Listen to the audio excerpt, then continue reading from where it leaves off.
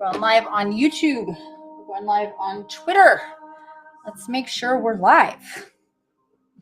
Hello, hello. I think we just started. Let's see. Yes, there I am.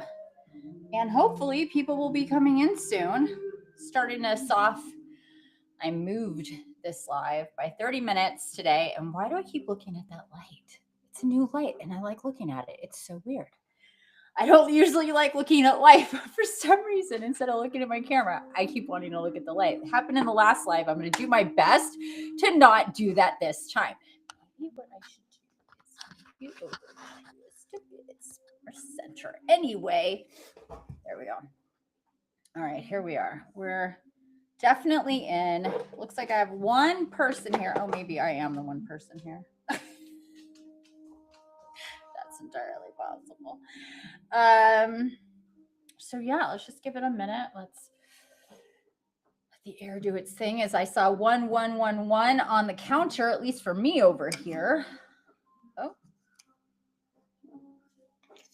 well, while we're waiting for people, I'm going to grab more candles. I thought I had more over here.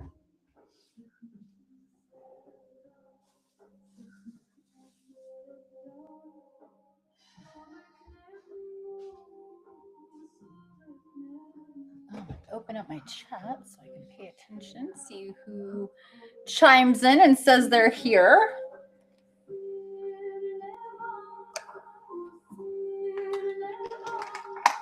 Whew. Friday, May 1st, full moon, which is very, very interesting because every and any first of the month is its own portal.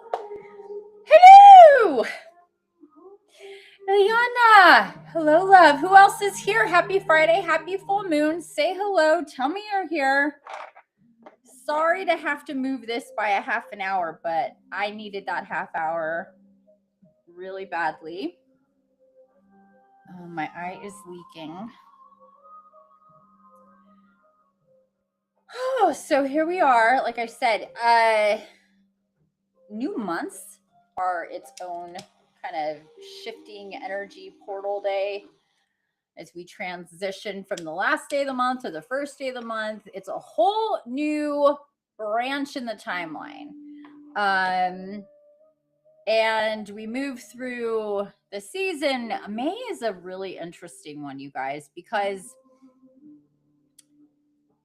we start getting into the thick of it when it comes to, and I feel silly saying that because this year has been on, I'm doing it again. I'm staring at the light. I'm so sorry. This year has been on a level that is just wild. I've never experienced one like it before.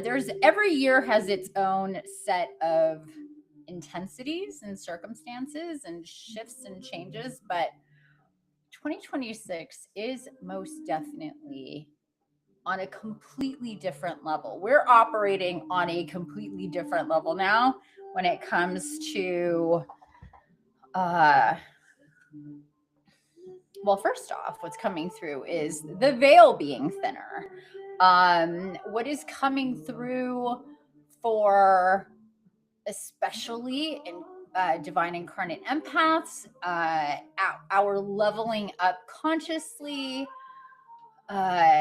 our soul family connections, our own connections with our soul, and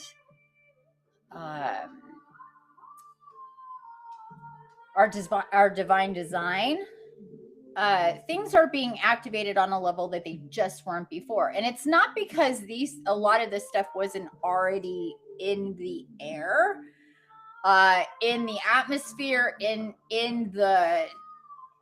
reality in various ways, but it's like when you pull a net together, you pull the strings of a net together, you get things tightening up and things connecting in a very different way. So, oh, I got a splinter. Where did that come from? Sorry, that is distracting. It's amazing how the tiniest little thing can be so painful. I'm talking about, like, you get a teeny tiny little sliver of the thinnest little thing stuck in your skin, and you're just like, ah, that hurts. Always fascinates me. Anywho,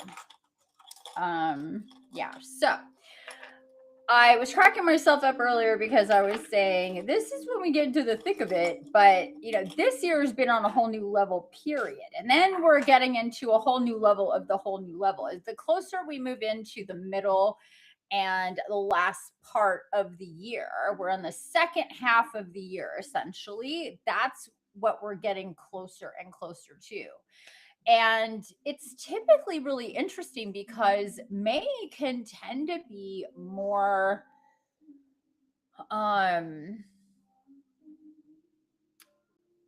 intense and shifty than even June. We'll see how it is this year, but that's how it's been in the past. And in any event, we have a new set of timelines starting with May. We're starting with not only a full moon, the Scorpio full moon. And like the banner, like I say in this description of this live, and what do I say? Truth and radical honesty. There has been this theme of truth. It's always there. It's omnipresent as the divine, as the divine design of divine incarnate empaths and those who are meant to be part of a reality that truly consciously wants the truth. And this means that we need to start with ourselves first. What's the truth going on with me? Who I am, what I'm doing here, what is my divine design? What is my purpose? What's my soul mission? Why the fuck am I here? To put it bluntly, most people do life in a very subconscious, asleep sort of way, that it's just kind of going through the motions. They're doing the all the markers of all the things, and still, that's why things go up and down and things loop, and people bounce from thing to thing, and they just cannot be consistent. Of course, that's not like everybody. Some people are stuck being consistently successful. Now there's a paradox, because they're successful in what they're doing because it's employing some of their innate gifts and abilities, and they're meant to be successful in various ways, but then that's not on the mark as far as what you're supposed to be doing. So even if this is how you see those stories of people who are like millionaires, they had multiple companies, they were super successful, and they're just like, I'm out of here, I'm gonna go paint pictures. And yeah, you could say, well, yeah, they made all this money, they could do whatever the heck they wanted. But if they were truly happy doing what they've been doing, they would stay doing those things. But instead, they shift their realities greatly. So that is really interesting. And people mostly, this really started to take a shift when we moved from 2019 to 2020 with the pandemic. That was a major paradigm shift because everybody was affected. Everything in reality was under the microscope, quite literally. and people weren't maneuvering in their reality the way that they had been, or seeing each other, or seeing all sorts of things. They're focused on different things that they hadn't been focused on before.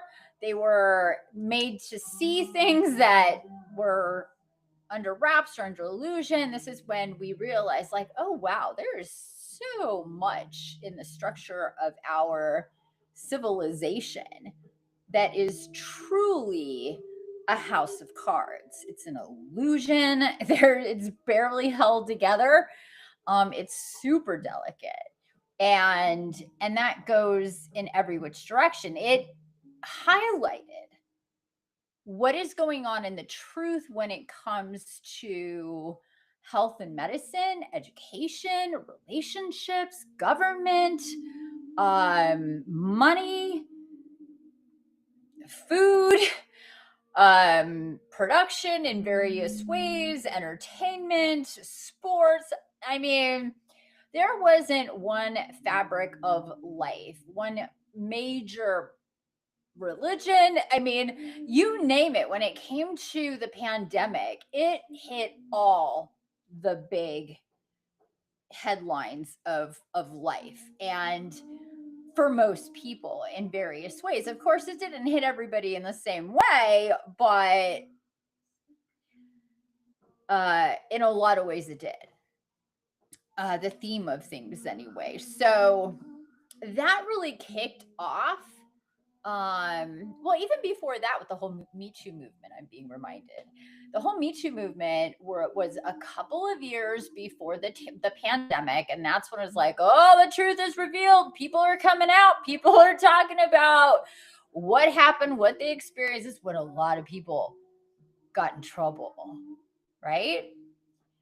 But then the pendulum tends to swing too far, and then it becomes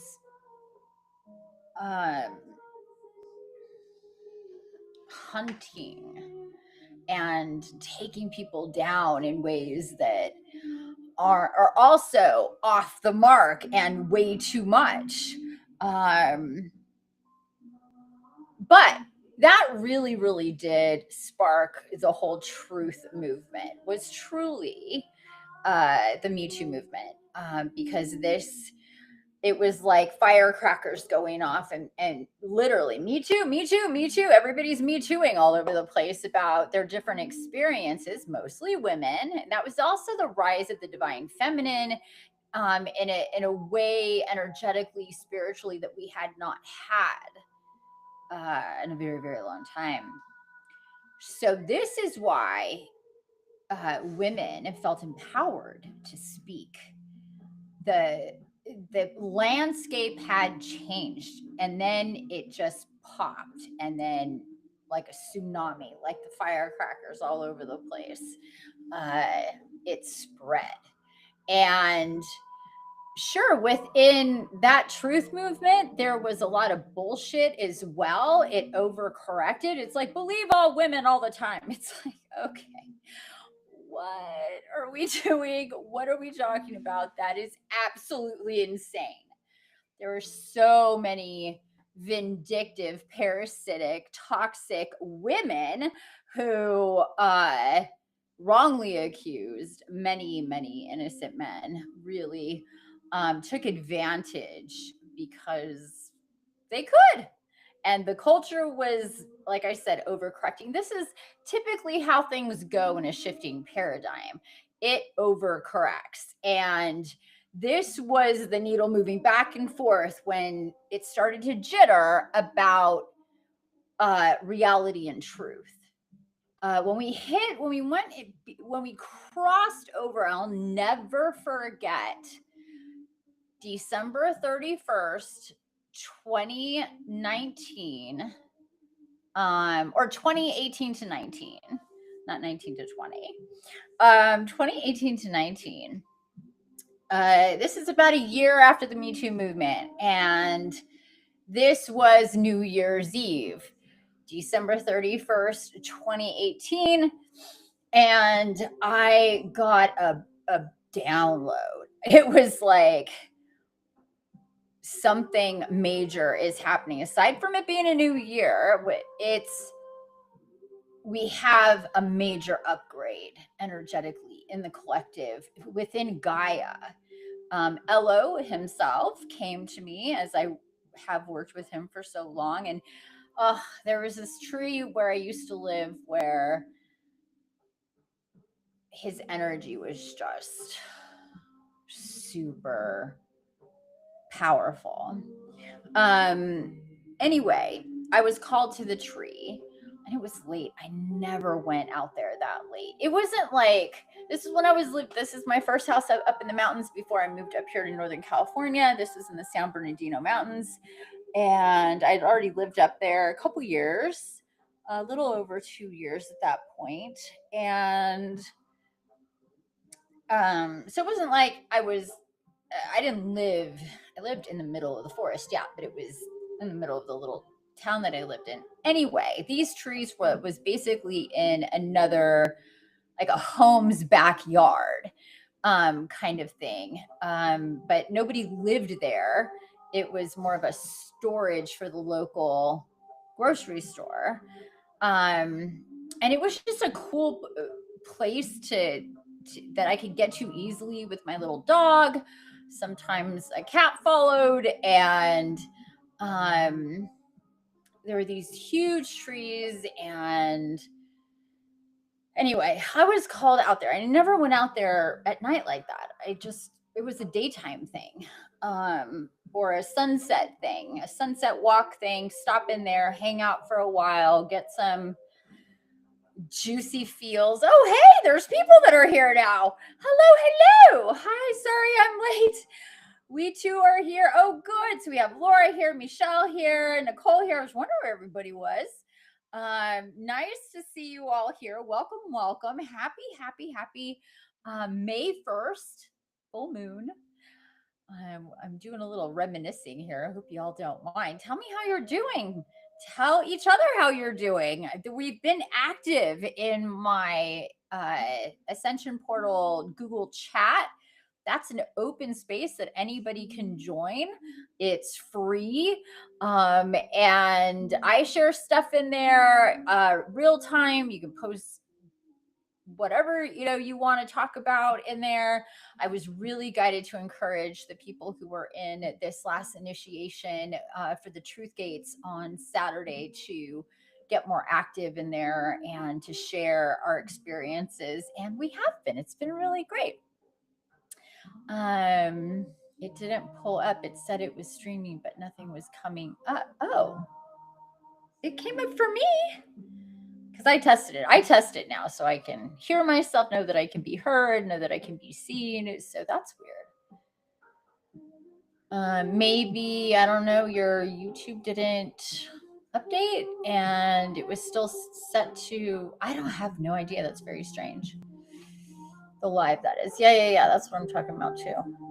Anyway, we're all here now. That's cool. So drop a like in the live. I'm going to say it now. Do your best to remember, and I will remind people in the chat. Circle back after the live. Leave comments.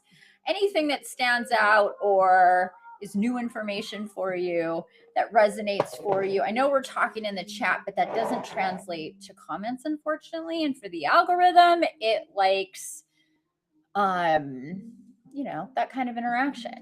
But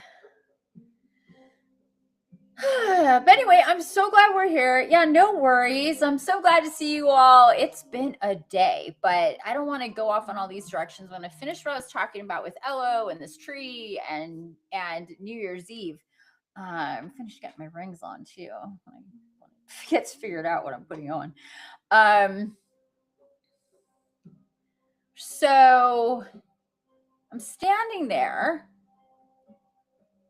It's cold. It's the mountains. It's California mountains, so it's, that's relative.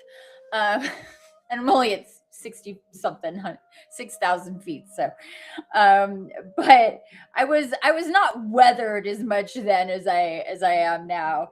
I surprised myself how my relation to temperature and cold has changed. But anyway, I digress. So I'm standing out there under my tree, feeling all of this really intense energy. And long story short, you guys, this is when I got the message, the first understanding of the abundance matrix. Before that, I hadn't heard of it. And Elo came through saying, this is a pivotal day with all the work that's been done through you and so many others who are focused on the truth, focused on their crystalline light bodies and ascension and connecting with their divinity and the divine. Gaia's, Mother Earth Gaia's, so planet Earth, but I know her as Mother Earth Gaia or just Gaia. Who has a consciousness, who does work through me and speak through me, and for anybody who is new. But Elo was talking to me at the time, and Elo, aka Jesus, was saying how all this work that we have done forever, yeah, like for thousands of years, has basically gotten to a point where the balance between the light and the dark has finally tipped. Now, if you recall, this was almost 10 years ago, and when this whole thing about the poles shifting really came into play. Excuse me. So, all of this stuff about the poles shifting, the energy from North Pole and South Pole literally flipping. If you have not heard about that yet, it's a thing that Gaia has been doing for many years, but it gets to a point where it's crossed over and past that like middle mark of the turn. And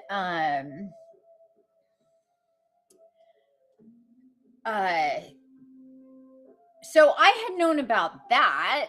I was guided to understand that because there was a lot of fear and stories coming up that, like, depending on how Earth does this pole shift, we could really be screwed.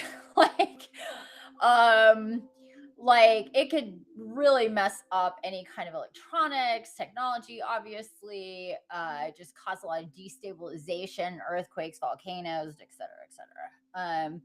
So a lot of fear going on about the pole shifts, and that's understandable.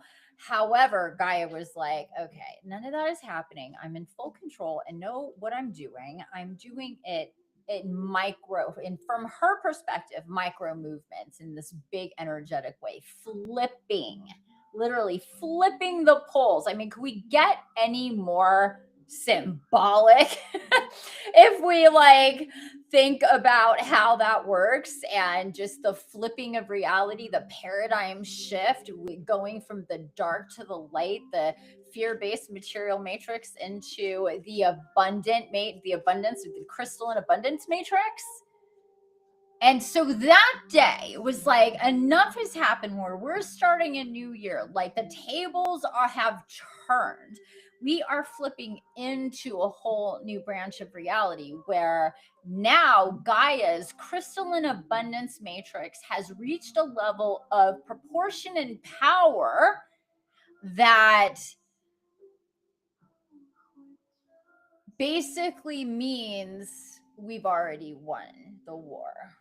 It's now just a matter of the physical reality and everything playing out, because we did so much just leading up to that point of our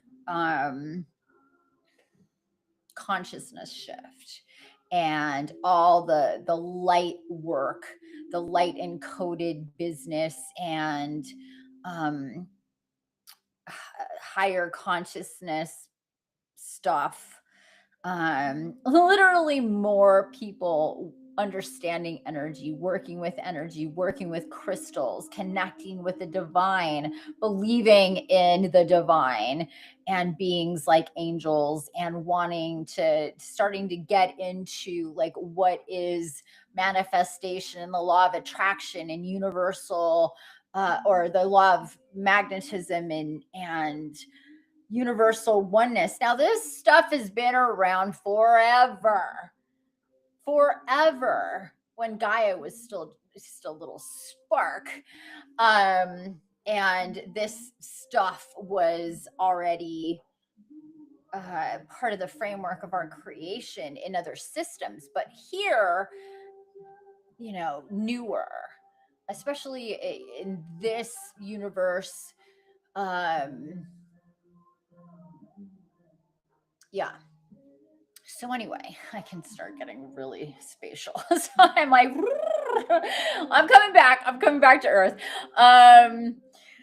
I know it's a lot. I didn't even plan on talking about any of this stuff. I really wasn't sure what I was going to get into tonight, given all that's been going on. But here we are. We're talking about it, the abundance matrix, and how it literally got to a point within Gaia. So this basically, at the end of the day, when we think about the crystalline matrix, the actual crystalline and that includes minerals and that includes metals, just to be clear.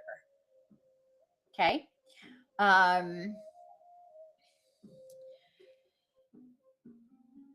What holds, creates, and reflects light within Gaia's rainbow light body. Now, we all have rainbow light bodies. Those of you that work with me have worked with your rainbow light body, if not once, more than once, and many times. And I think basically almost always there's some type of connection or work or integration with crystals. And feel free to chime in, you guys who have been through any of this stuff, who want to share. I would appreciate that. Laura says, I've been okay. My dogs, however, are nuts. Aw. It is the full moon. So yeah. So I didn't know really what any of this abundance matrix stuff meant. I mean, I was shown things that made sense given what I was told and what I had been working on with myself, with them, with people, and all the things that have come through, and the multitudes of hours that were channeled by me, connecting with Gaia, connecting to Elo, connecting with other divine beings, coming through and giving messages and guiding so many of us, at least just through my channel. Can't speak for everybody around the whole world. I know that the part we played was significant, but everybody has a lot. Like anybody who's consciously working with their bodies, their energy, the divine, Mother Earth, Gaia, crystals, crystalline, crystal grids, water, the elements. Anybody who's doing that in the name of healing and light and love and truth, regardless of how much they're conscious or not, are playing a part in moving things in a direction that gets the truth higher and higher and higher in consciousness, elevating in really, really big ways. And we have seen that, like I said, it really did its first pop with the Me Too movement and people wanting to be very, much about truth, and the truth coming out. Like I said, the pandemic revealed a lot. And this has continued. This has been an ongoing theme, but it just keeps getting more intense. It intensifies all over the place all the time when it comes to the truth and how we experience it. Like one of the mechanisms of the truth are synchronicities. What a lot of people call random and coincidence. But when you start to witness reality without putting those qualifiers on it to try to make sense of coincidence that seems impossible, randomness that also seems impossible. And then you start moving into the reality, the framework of synchronicity and what that means and how that feels, more importantly. You start to see connections in time, space, energy, individuals, situations and experiences, and they become impossible to ignore. And then those synchronicities connect to other synchronicities, and those synchronicities connect. So then you start really, it starts activating the way that you can see patterns, basically. It's your pattern activator. Numbers and seeing angel numbers and sequence of numbers and numbers all the time. The 1111 that activates so many people, that keeps on showing up again and again and again, or the 1234, or your birthday numbers, or then just multiple of the same numbers, and those will usually go sequential as well. So you'll see a lot of ones, then you'll see a lot of twos, then you'll see a lot of threes, then you'll see a lot of fours, and you could go back and you could maybe see other types of numbers too, and things mixed together. But then it's very, very specific, and again, it's meant to awaken your consciousness on a level to receive in sequential order, to understand that life and the matrix of reality and creation is mathematical, is based on numbers. The numbers are the universal language. So this is also why some people insist on it being a simulation, because numbers are encoded into the framework of creation, and people see that very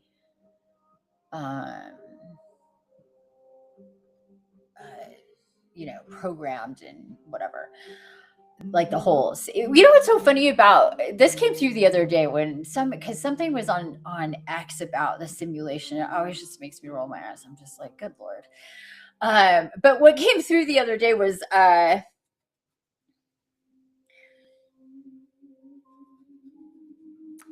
if you think about like simulation theory, and basically what that means is that we're not actually living in a physical reality. It's a projected illusion, and we're like plugged into a system, that we're not really embodied, that we're not really organic, that this is just all made up in a program. And that accounts for the synchronicities and the numbers and the patterns that are just too difficult to see any other way. And for a lot of people who are, try to rationalize and stamp reality with logic, are already working from a system that is flawed, because divinity, spirituality, and creation don't work like that. And in order to have creation be what it is, and things to be connected as they are across space and time, and all levels of dimension and realms and realities, it needs a system. And so the divine feminine and masculine created numbers and created sequences of numbers, and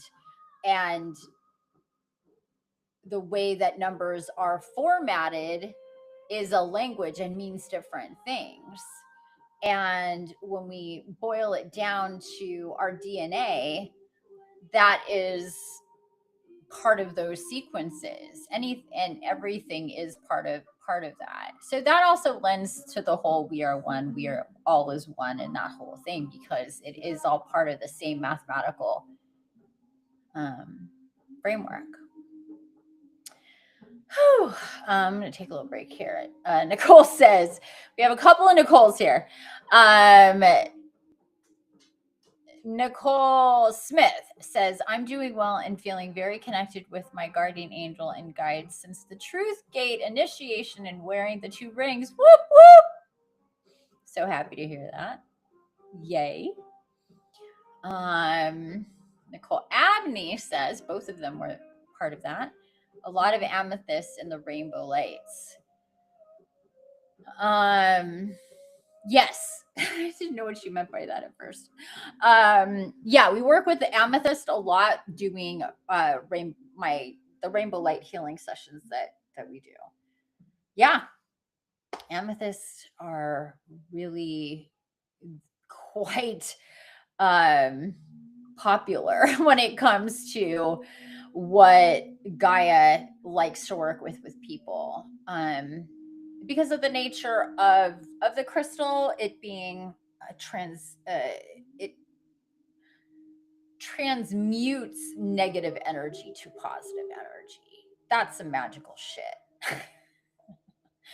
Doesn't dispel it, doesn't disperse it, doesn't shield you from it, doesn't whatever. It changes negative energy to positive energy.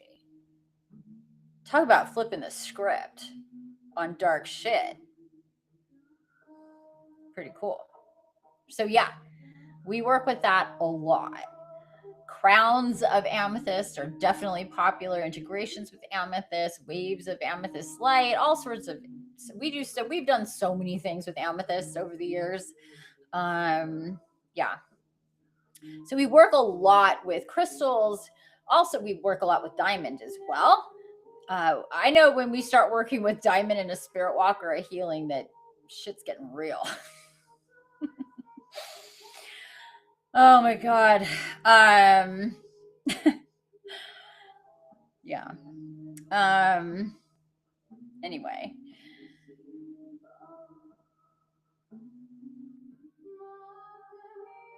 The crystalline abundance matrix and now the gates of truth being initiated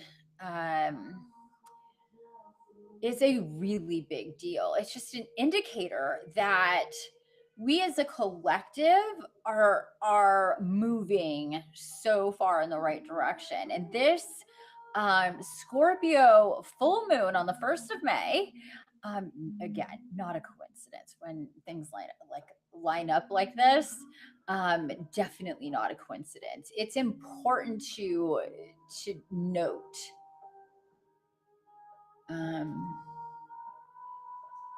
Because it's part of the whole. And when we get into Scorpio, oh, I love Scorpio so much. Let's just tune into Scorpio here. Scorpio full moon here on the 1st of May. Let's get into it specifically. And if I trailed off and you have questions about any of the multitude of things that I've already talked about, I know I've said a lot and we went back and forth in time. Chime in, ask, and I will clarify. And welcome to everybody that's here.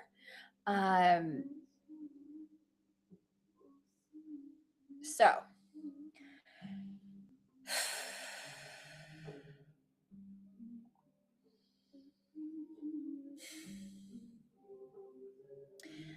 this Scorpio full moon is activating ancient timelines and past incarnation connections in various ways for some of us. And for some, it's more under the hood that these things are being put together in your timeline to activate in the near future. For some of us who've been working very specifically with our divine design,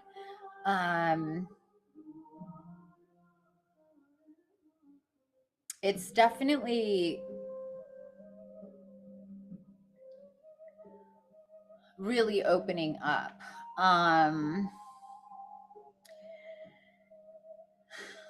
This is about more understanding when it comes to who and what you are as a divine incarnate. And I'm hearing it's about stepping up and assuming the role and responsibility of who and what you are, and getting out of your own way as a human, with human aspect bullshit that tends to keep us resistant and limited and blocked and confused, controlled and manipulated.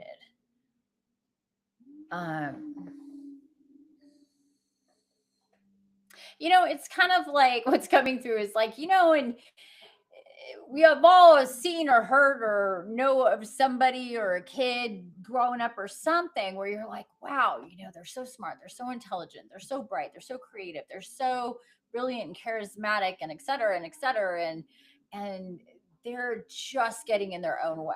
They're not focused, they're not serious or whatever. It's like they're not by any stretch of the imagination stupid or dumb or unintelligent or whatever. They just can't get out of their own way. Because at the end of the day, it's kind of like when you begin to take responsibility for yourself on a divine level of who and what you are, your divine design. And if we're here now, if you're listening to me, if you come across me at any point, if you work with me, that is a real indication that you are here to be a major player. You're here to affect change, first in yourself, in your own timelines, and then that ripples out. That affects others. That inspires others. Scorpio is about the depths of and the truth, and like put that stinger is like poking at bullshit, and just bang, bang, bang. And then what? And then taking that negativity, using it as fuel, using it as energy to create a space of truth. And if we're really going to anchor into our divinity, and what that means is you're going to be fulfilling your life's purpose, connecting with your soul, doing your soul mission, your soul work, what you were incarnated to do. So it's not like it's not going to feel good. It's going to feel the best to be doing what you're meant to do at full capacity, for you to be at full capacity, maximum capacity. And that's different for everybody, but it definitely has its similarities for people, how we process and perceive what's going on with how we work with energy, how psychic we are, the way that we can manifest, the way we can work with time, the way we can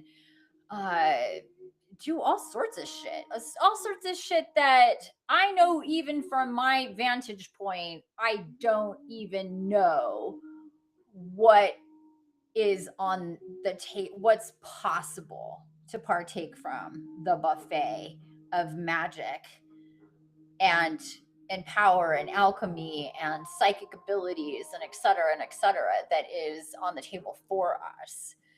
I know that we can have ideas of that from the stories and so on and so forth, that we can look to past ascended masters. But at the end of the day, that's what we're talking about here. Becoming ascended masters, that is possible for divine incarnates. It's kind of the point.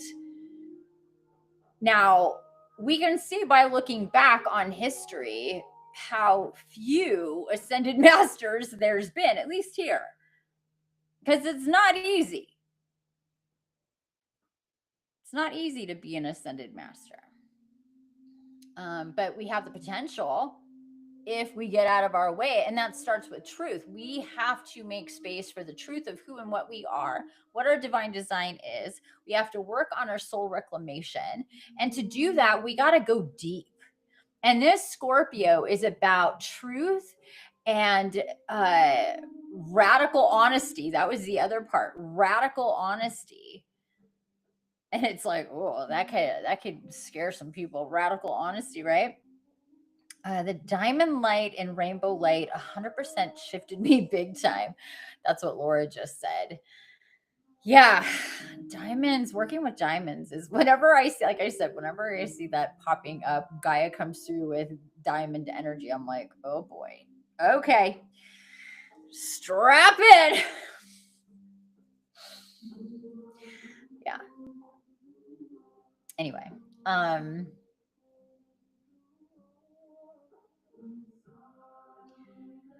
so this Scorpio energy, the Scorpio full moon is, I'm seeing like the ultraviolet light, the real cleaning type of light, the illumination that's coming through this Scorpio full moon. And I've been feeling it already for like 3-4 days.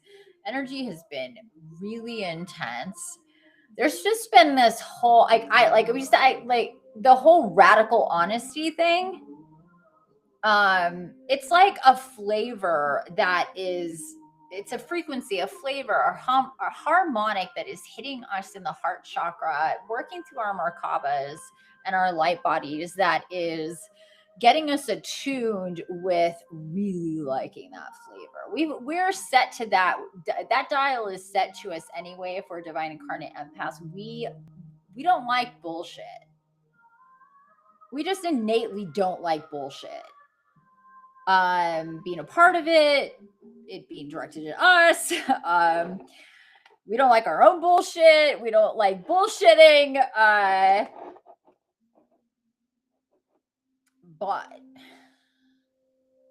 again, this is taking it to a whole new level where it's like most of our lives we go through just swallowing a lot of bullshit, just taking it, letting it like in whatever way, just being like, okay, that's bullshit, dealing with bullshit in different ways. Just because that is the reality that we live in. But the whole thing about the age of Aquarius, ascension, um, divinity coming in, this whole love and light business, the abundance matrix, is really to shine a light on the bullshit, the illusions, the programs, the control, the manipulation, and all the things that keep humanity completely locked up. Because when we learn the truth and we know the truth of things, and the Matrix movie, and if you have not seen that recently, or if you're a weirdo who's never seen the Matrix movie, definitely go watch the Matrix. It's already like 25 years old or something like that. 26 years old. I think it came out in 2000 or 1999, something like that. It is an old movie at this point. Can you believe it? But in the Matrix, people are really plugged in. They're used as energy sources. And what is literally like drilled into their head, like screwed into their brain and third eye, is a whole projection of reality. That's like the simulation. When people talk about simulations, it's like you're not really there. It's like VR. It's like you're not really there. You're experiencing it, but you're not really there. Oh yeah, that's what I was going to say earlier. I'll veer back. I won't miss what I'm saying here, but it's like, who decides what the projection is to begin with, to have that simulation be fully like accepted and not fall apart? You see what I'm saying? Like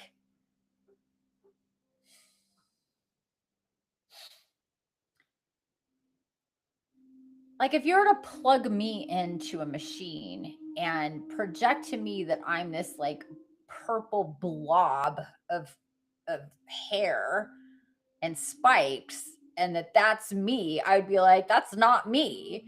You can't tell me that's me. I'm a human. I don't look like that. You see what I'm saying? And like, if you all of a sudden, if you plugged me into a world that isn't actually a thing, it's like you have to have a framework of reality to simulate the reality, and that in and of itself makes no sense. Just saying. Like, right? There had to be the reality to simulate in the first place. Why complicate it? It's just reality. Okay, I'm going to leave that there. That's like, yeah. But anyway, in order for you to accept that reality isn't what it is, you need to first understand that it's projected to you a certain way. And that's what we already have.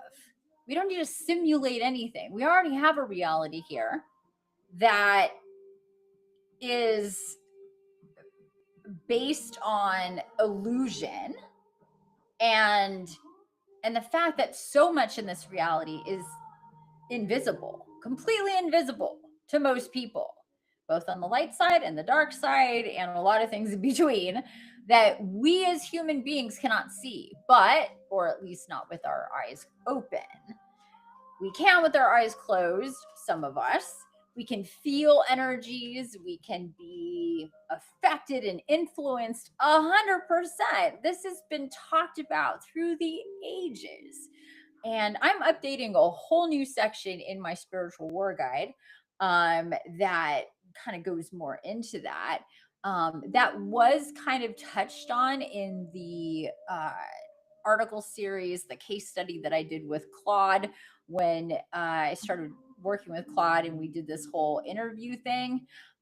We went into some of that. So, yeah. So, anyway, more of that will come up, but you know, it's nothing new here that I'm talking about when we're discussing the spiritual war, there being beings of light, beings of dark, and possession, influence, control, manipulation, all of these things. It's just, it hasn't been looked at on the level that I know it to be, and am guided to present it, and for people to understand how the dark work, how energy parasites manipulate and control their hosts, and how that goes undetected. Because the story is, if you're possessed, you're Linda Blair in The Exorcist, and that's what possession looks like. And that's super duper rare. Super duper rare. There is much more common forms of entity possession that could go completely unchecked and unseen by most everybody on this planet. And that is part of the framework of reality and what is true. And that is, if we're connecting to our divine design, to our divinity, to the whole point of why we're here, that is going to segue into that. If we're really wanting to know the truth and operate from that position, which we're programmed or designed to be as divine incarnates, because that's the only way we're going to be able to be truly successful with what we're meant to do here, is if we see the framework for what it is, if we see the board, the reality of what is in play, and then work strategically with ourselves and each other to not allow that control and manipulation to continue, and to do that in a very specific kind of way. So it's all tied up. You can't be going through a spiritual awakening being all kumbaya, spiritual whatever and then reject the spiritual war. I mean, we have literal wars and people killing each other, harming each other in various ways, doing such fucked up shit in so many ways. And people going, oh, that's evil. It's so evil, evil, evil. Well, what's making the evil happen? I mean, there is an answer to that. Like, it's not that far-fetched to be like, there's things happening and controlling behavior of people doing and making certain decisions that is causing reality to be what it is. And the same thing happens on the light side. There's so much beautiful love, good creation, kindness, caring, more of that than the other thing, but it's all, we've got it. We're constantly in battle, right? There's this constant battle of good versus evil that is very apparent in our reality. And to deny that on a spiritual and energetic basis is fucking bonkers. It just is. That's plain old denial. That is not wanting to see it for what it is, because the truth is not easy. And here's the other thing. Once you know, you can't not know. And once you know, and you don't take responsibility for your part in shifting this over, like who no, I mean, that's not what you're here to do. So if you just deny, la la la la la la la, hear no evil, see no evil, speak no evil, there will be no evil, and I don't have to deal with that shit. I can just go on pretending people are crazy, people do horrible things are just the way they are. This equals that, and that's, whatever, because I don't want to bother with having to suit up and get into it in my own right. And that's what it takes. It takes doing that. If that's what I'm talking about fulfillment of your divine design and whatever that is individually. If you're here, if you're a divine incarnate empath, that is part of the framework. You're not here to be a passive participant. I don't give a shit what anybody says. You're meant to affect this reality. Not just sit back and go, well, I meditate and I'm a vegetarian and I sit with my crystals.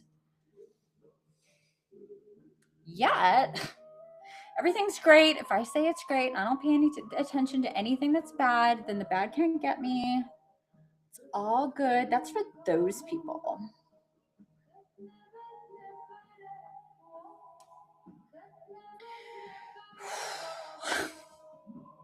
Such bullshit. Such spiritual bypass. That's not being real. That's not being awake. But there's hundreds and thousands and hundreds and thousands of people out there right now, today, doing their, kumbaya full moon thing, going, everything is great. There is nothing and no energy that's bad or evil or dark. There's no spiritual war. There's nothing like that. As long as I focus on love and light, I'm doing my part to shift reality. And what you're actually doing when you think that way is playing right into the hands of the dark side, because you're denying reality for what it is. And they will play with you. How many healers and spiritualists are hot fucking messes? A lot of them. Overweight, sick, chronically tired, boundaryless, unhealed, unevolved leaders of spirituality who completely never ever check in and go, you know what? Maybe there's more going on here. Me, channel of the light, and all the bullshit that comes through me. Spare me. spare me.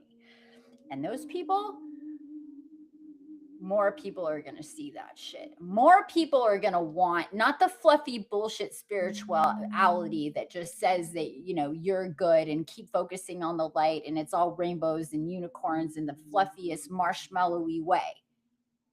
More people are going to reject that shit because that's fake, false bullshit. That's what the Scorpio new moon is bringing. Radical truth. And if you've been feeling more truthful lately, like your the way that you can hone in and just like beep beep beep beep beep beep beep in on the bullshit and the truth and the lies and whatever. I mean, we're all pretty much good at being bullshit detectors. I know I have called myself a human lie detector for a while now, even before I truly woke up and started getting into stuff. But now, especially, I mean, for a while, but you know. But there's a sense of, there's always been this kind of, I know the truth, but to talk about the truth, to call out the bullshit, now that's a whole other story, right? I can quietly know the truth. I can quietly maneuver without quietly not call out the bullshit. And it really isn't about, you know, going to battle with everybody. It's about messaging what you know, in a way, if you're called to, clear the air. Clear the air. People want that. There's this post on X a couple days ago that I commented on. I got a lot of attention, I guess you could say. You know, it didn't like go viral, but within that post, I think so. And it's this account, this person who ironically, you guys, calls himself Archangel Gabriel, and put out this, basically the gist of it is we're moving into this space where an event day is going to happen and there's going to be this big flash, this big X-class flash from the sun, and it's going to shift reality, and there's going to be this whole thing. And that story, an event story, has been going on since I've been awake,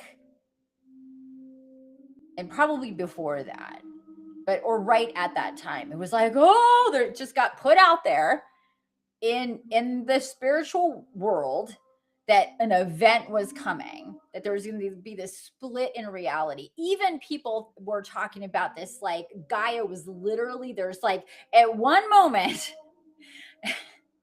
I'm sorry, it's just so fucking stupid. But at one moment, Gaia is literally going to like split into two, and there's going to be the lower vibe Gaia, the bullshit, and then there's going to be the truth and the light and all the things pretty and positive. Which world are you going to end up on? Like literally. That was the story. You can look back about 10 years ago. The event, splitting off of realities. It still comes up every now and again, but it kind of crashes pretty quickly because it's bullshit. And I posted a comment going, yeah, there's not going to be an event day. Here we are again, for over a decade now, with a story being told about an event day that only helps people be more passive. Well, shit, if shit's just gonna, I'm just gonna stay in my lane, be a good person, do my meditations, take salt baths, and stick my feet in grass, and I'll end up on the good Gaia, on the positive Gaia. Like, oh God, spare me. But what that does is just lead to passivity,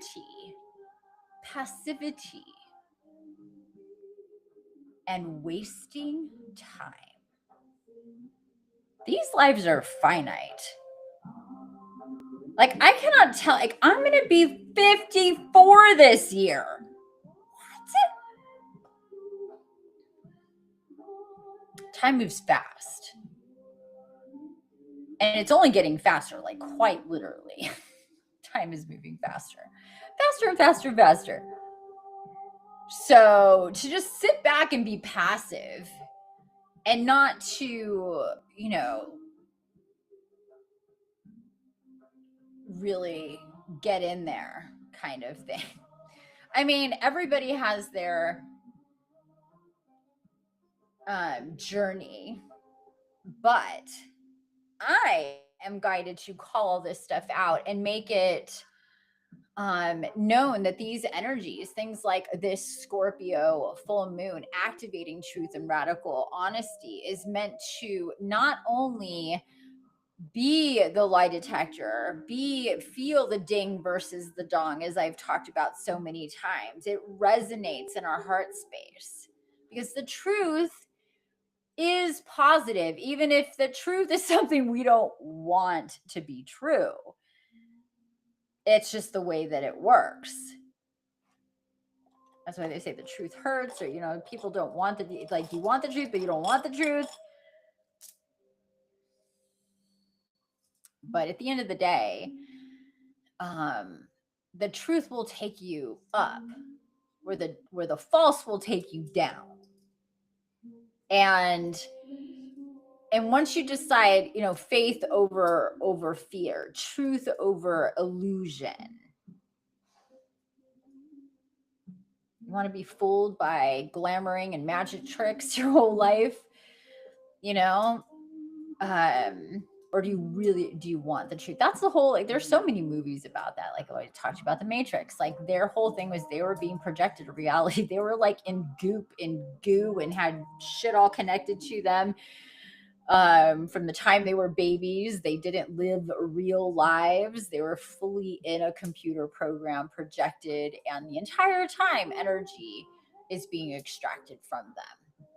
And that is very similar to what's going on here. It's not a simulation. We're not hooked up physically, but we're hooked up energetically and spiritually to an illusion because it cannot be seen with the naked eye. And on top of that, it is denied even when the freaky deaky shit goes down. And like I said, there's like, what's the explanation? Well, guess we don't have one. Guess it was a coincidence. Guess it was weird. Guess it was the wind.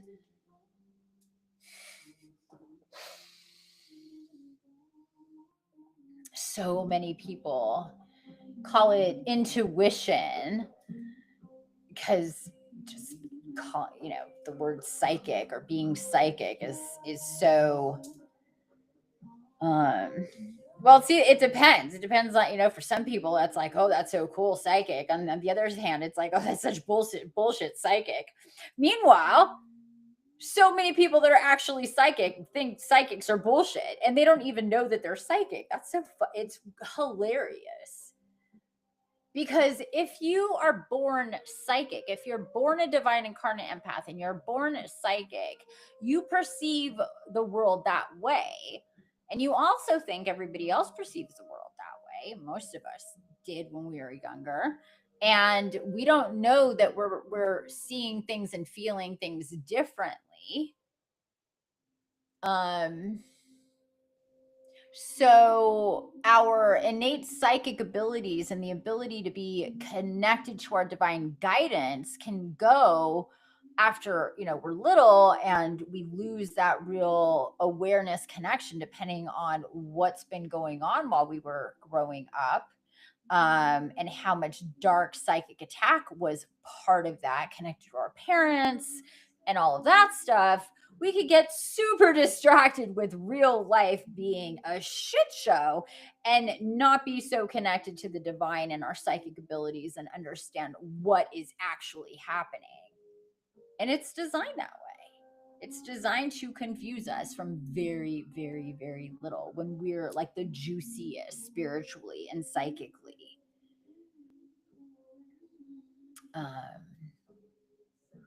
Because if we grow up aware and psychic and connected, that's a problem. like I've said so many times. Nicole Abney says, yes, I found it interesting how none of the healers I went to before meeting you talked about the spiritual war at all, just crystals, Reiki, and chakras. Yeah, that's the majority of them out there. Whether they don't know about it at all or they're too afraid to talk about it to turn people off, because like Claude said, if you read that, and it is very specifically says that you don't do what most spiritual guides and healers do with your website, which is try to make it all very comfortable, all very easy, all very welcoming, and you're very out there and specific and say exactly what it is that's going on. And if it turns people away, then that they're not ready for it anyway. That's how I've been guided to be and to do things. And it just, I need a clear field. I need to operate the way I'm meant to operate, at the level I'm meant to operate on and at. By denying the truth, by keeping the truth hidden, you're also stagnating. You're staying in a place of stasis yourself, essentially, when it comes to your evolution, ascension, spirituality, all this stuff. Right? You cannot expect to advance if you're denying what's true and real, and the reality that you're meant to understand and operate in. You're gonna be moved into this space where, because you've decided that's where you're comfortable and that's what you're gonna do. Either deny that there's more to yourself or to others, or both. You're not operating with a full field, with a full deal of what's going on. You don't want the truth. You're not operating with the reality of the light and the dark. Yet you call yourself a spiritual guide. So you will only guide people that are on that same level as well. That's just the way that it works. And there's more of those people, because you're going to follow the leader as you wake up. And most people follow the leader going, oh, this is it. This is where we're at. This is the destination. Okay, I guess this is it. Let's get comfy. And it's designed that way. So less and less people actually truly spiritually awaken, truly understand reality for what it is. But again, that is shifting. More people are going to be like, you know what? I don't feel like we're getting to the nitty gritty of like, I still feel stuck. I still feel confused. I'm still not living the life I feel that I need to live. And you, Mr. Guru Spiritualist, clearly are not, doing the trick here. What is up? And why is your shit not, a hot mess too? Like, that is something people should really look at. Like, I'm just saying, like, it's just like going to an obese doctor giving you like health advice. Okay. That makes sense. So this full moon is meant to push us in the direction of really wanting and needing the truth to speak, to express, to facilitate, to participate, to get to go deep into the who and what you are part of, and everything else that's connected to that. You are your reality. Your reality is you. Where you are projects out. So we get messages of, different things that may, in the cycles that we could be in our lives, and their potentialities, basically. It's like new beginnings are happening, but only if you make the choices to facilitate shifts and changes and new beginnings. It's like train 5 is coming and you're like, cool. Are you just going to all of a sudden be on train 5? No. You got to actually go buy a ticket and get ready and go stand in line and go get on the train. Like, you're not just going to, oh, okay. Like, just because it's like new beginnings and big healings and abundance and whatever else sounds great. But it means shit unless you're actually actively doing things to facilitate. But so many people just think like, oh, that's just, it's like the scent in the air is going to come and everything's just going to magically happen and shift in my reality. It just doesn't work that way. We need to make it happen. We need to ask for help. We need to seek guidance. And if people think like, oh, I could do it by myself, I don't need help, I don't need guidance, I don't need, whatever. Again, that's, or I need it, but I don't want to pay for it. There's those people too. Like, you should give your spiritual work away for free. Like, if it's spiritual, it's wrong if you charge for it. Oh, that's so great. That's a good one. Okay. I'll just call in my love and light to all the people who expect money from me and see how well that works. No, we're meant to symbiotically work together. For those of us who really truly are here to lead and guide and help facilitate expansion and ascension, if anything, I've been guided to fully see my value and my worth more and more, to be less accommodating and less generous with my time, to expect at least certain minimums in various places because of the energy, the spiritual and energetic spiritual war shit piles I have to constantly be a part of to do what I do. And the way I need to operate, the life I need, in the space I need to have and create, and et cetera, et cetera. That was one of my very first big healings, was me investing a lot of money to go to coaches and guidance to understand my own value.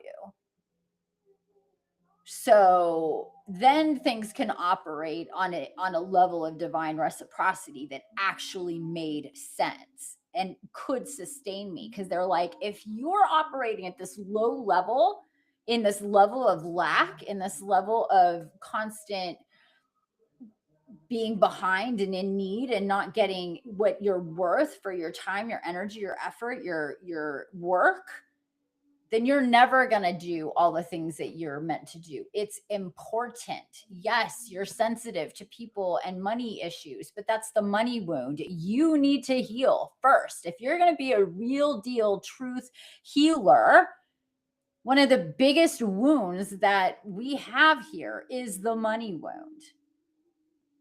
So I had to do that for myself. And at first it was so weird to me. I was so not in there when all of this started for me, because I had struggled so much financially, being chronically ill basically my whole life, in and off and on disability, can barely get out of bed for months at a time, just I struggled most of my life financially because of what I am and not knowing what I am. And then once I understood what I was, that was one thing. And then when it was like, yeah, but then you have to help other people that are like you understand what they are and help them the way you went through your chronic illness, to not being that way anymore, and to move through all of that. You're supposed to do that for other people.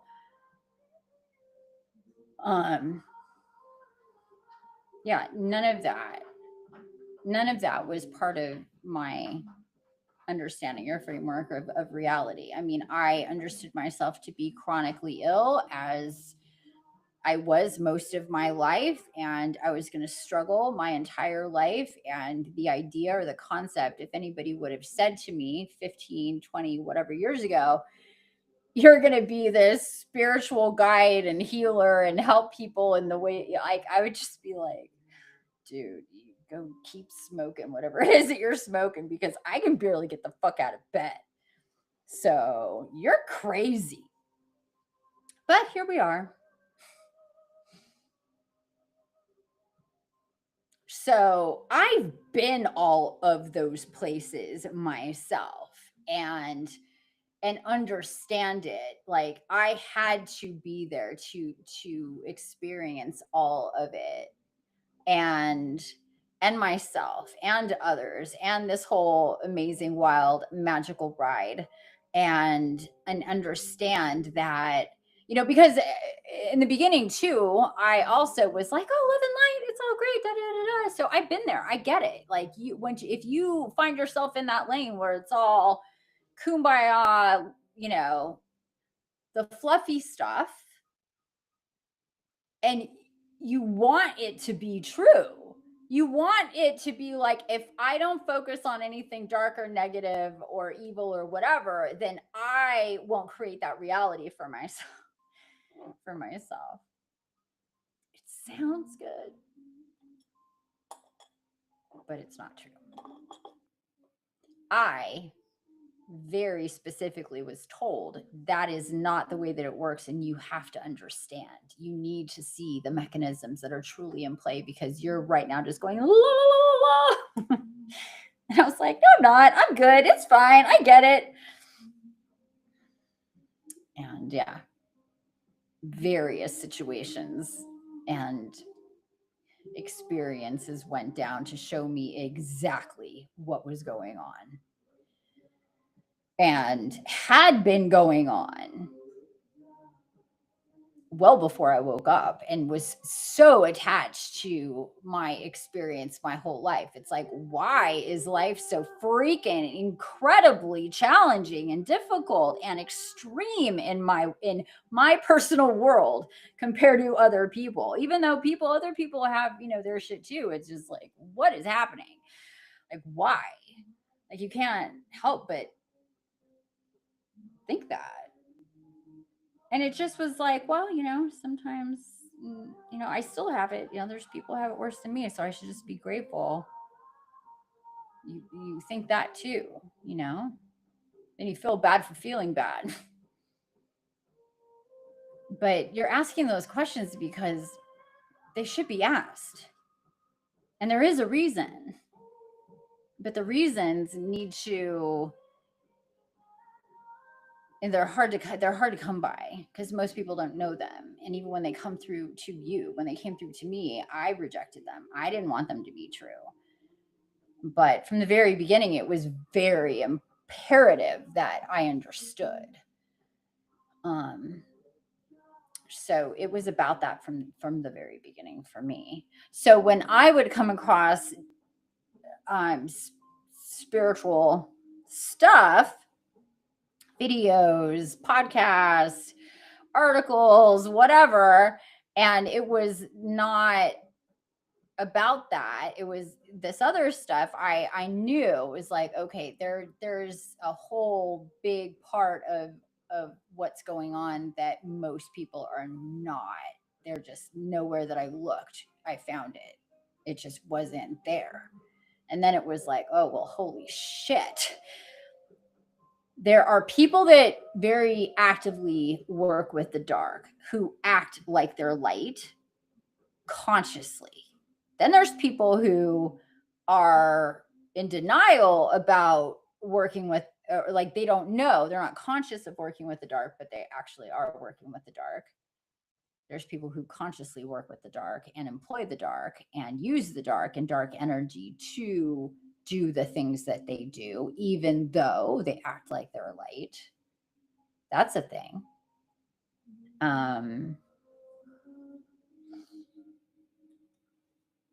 But there's not as many of them as just the ones that just kind of stopped at, oh, this whole like love and light part of ascension and part of spirituality.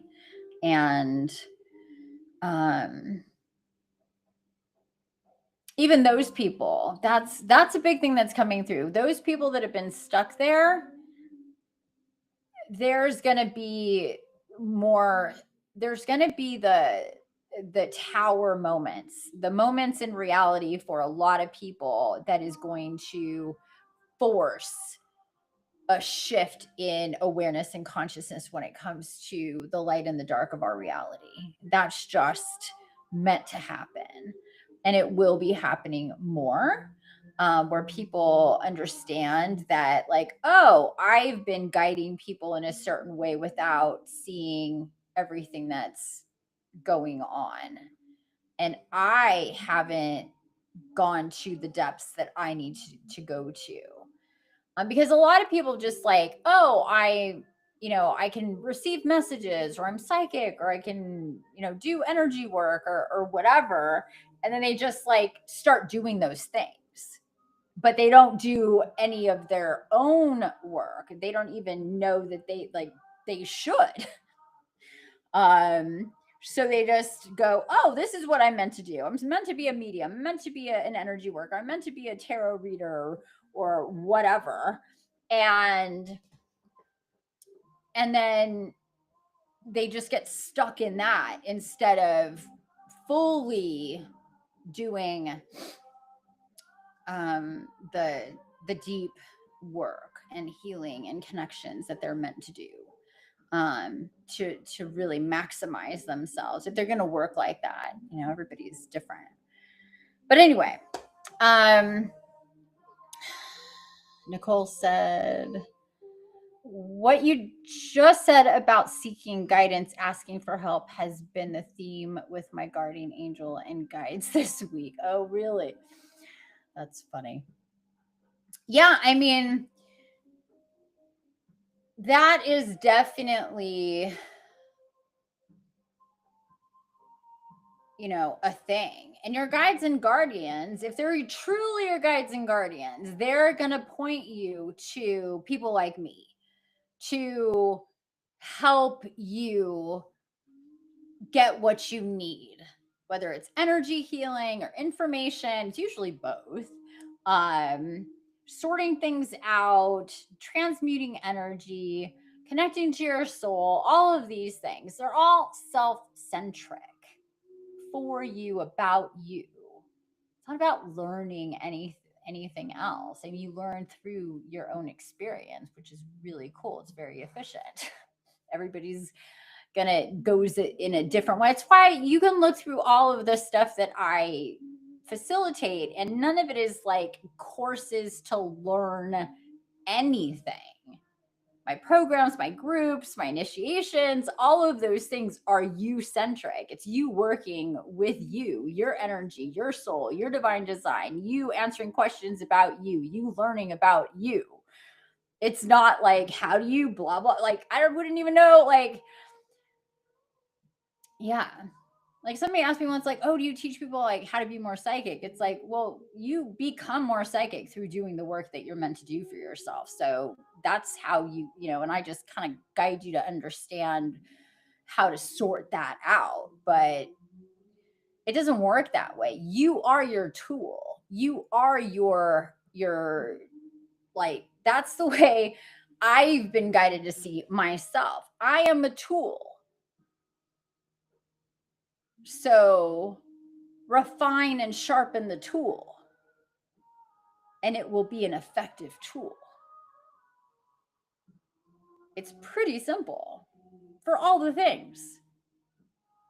The more balanced, aligned, connected, grounded, clear you are, you can expect to have better and better and better experiences and be more in alignment with exactly what you're meant to do. I mean, it's just,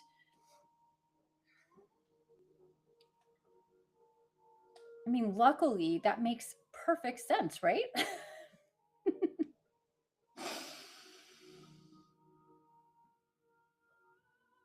So, what to say? What else to say here, you guys? To truly activate with what the energies are, what this full moon is about, and it's potent. It's potent. The light is so potent coming through this, the illumination, the light codes. We've had geomagnetic activity and storms over the last couple days.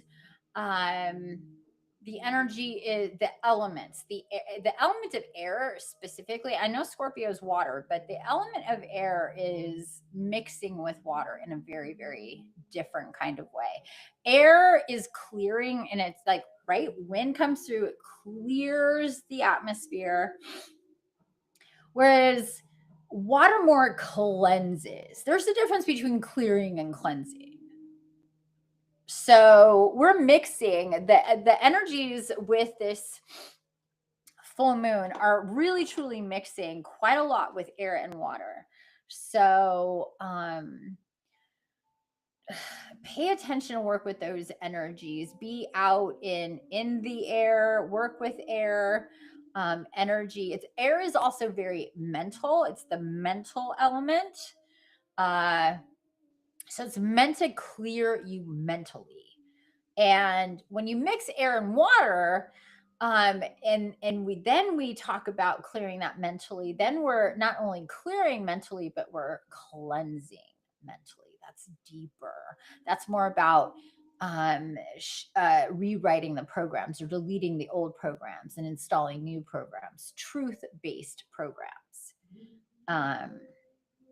That means greater intuition for the truth, for radical honesty. So you might find yourself compelled to spill the beans, to talk very truthfully, to share things on a different level than you have before, to be more open, more expressive. It doesn't have to be about, big bad secrets, just generally speaking. And also, like I said earlier, this whole thing that's coming through about calling out the bullshit or calling people to be true. So you may experience some of that. Just tread lightly. We don't want to start, battles with people, calling people liars, or demanding truth in ways that are that's just going to end up being more negative. But, that's a very case-by-case basis. So I'd have to work with you very independently to give specific advice on how to deal with specific situations when it comes to truth and calling out the truth or false or whatever.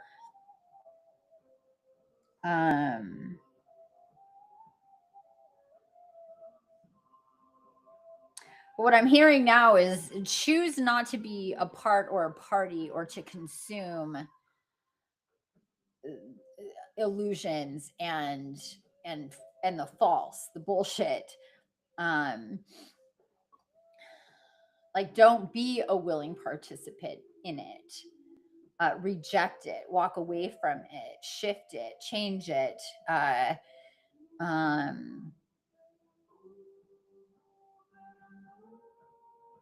So you may not necessarily should or need to call it out all the time, but it's important that you don't continue to participate, because you're just going to feel there's a threshold here.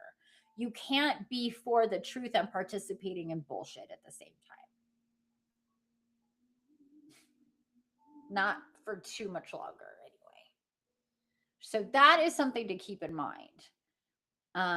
If you want the truth, if you want a life of authenticity, of soul connection and living your divine design and your highest timelines, you can't be in the lane other than firmly with truth and authenticity, the real stuff, because it just, those two things don't work. You can't be participating and taking a bunch of bullshit into your timeline, into your brain, into your, you can't, whoa, be consuming on those levels, and at the same time resonating with truth and the divine in your divine architecture that is meant to be put together for your soul reclamation. Soul reclamation, if anybody is new here, what that truly means is you connect with your soul on a level where it is beyond awareness of past lives and who or what you were, what you did, or the details of it. It's about connecting on a level where you are partaking of that wisdom, knowledge, abilities, talents, gifts, where you start to be aware in ways that are soul based instead of human, this one incarnation based. But this is seen throughout. This is, you see prodigies, we see people that just take to a thing, and that is employing what they've already come in with. But we could do that in a multitude of ways.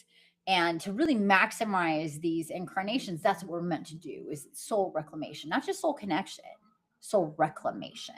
That's a whole other level. But in order to do that, you can't be in a pile of bullshit. That's where the truth gates come in. That's what we initiated on Saturday in a really big way. That's what I did, that extremely long channeling with Michael what was that? Was that a week ago? 2 weeks ago? Something like that. I don't remember exactly. I gotta turn this light down. It is a little bright.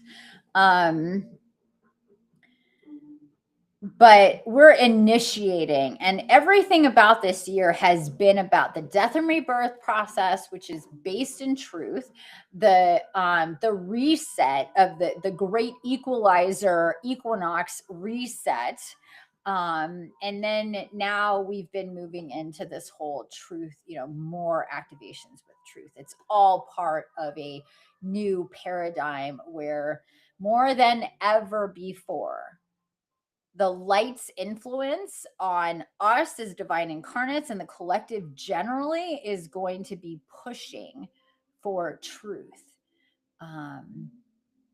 And that's not to discount what is true, but cannot be proven as well.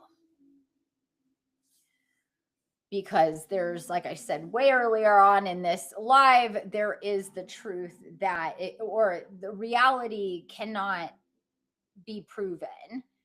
It can be felt because there is so much that is unseen. If we need proof for all that is there, it's never going to happen for us, because that is not possible.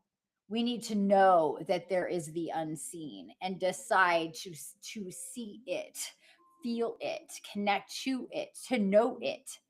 But if we need to have confirmation that it's there to begin with, to know it, it'll never happen. Period.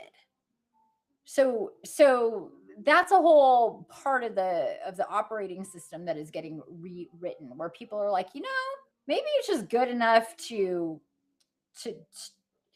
feel it, to experience it, to see the synchronicities, to know that there are these things happening, that so many people are connecting to these same things, the same types of things, even though most of it is, people say that's fancy, that's bullshit, that's not, that's nonsense, not real. It's like, just because why? You can't see it. So it's not real if you can't see it. Well, I can't see New York from here, but it's real. Like, that's ridiculous. You know how much that carves out of reality? If you're like, if I can't see it, it doesn't exist. It's like this whole idea, like the funniest thing from the time it was like the tiniest thing in this incarnation was this question of others. Are there aliens? I call galactics. Are there? It's like, what do you mean, are there? That is the dumbest shit ever, to think that they're not. Like, what? I just thought that was so silly as a small child. But it's like, well, there's no proof. Well, yes, there is. You just need it in different ways than, you need it in a particular way. You need your eyeballs to tell you what's true and to prove and evidence, fact-based scientific evidence. Can it be proven scientifically? Well, I think honestly, some of this shit can. I would love to be hooked up to some scientific shit. I have signed up for it in various places. Like, I can do all this shit energetically, spiritually, chant, whatever. I'd love to see what a monitor shows, what a diagnostic shows when I'm doing the different things that I do, because people can feel it. I can feel it. People can feel it. My everything, does a thing. It's not like nothing happens. I'm not glamoring people into perceiving things going on with themselves that don't actually go on. It's like I'm not. Oh my god, it's so funny. So, with that said, I mean, I've seen this like in my like visions of me in a lab just hooked up to all this stuff and people, scientists going, well, I guess there is something there because she's doing something. That would be great. Anyway, okay, so before it gets too late here, we've already been here for over an hour and a half. You guys are troopers listening to me go on and on here. We're gonna get some oracle messages. Whew. And then we're gonna wrap it up, babies.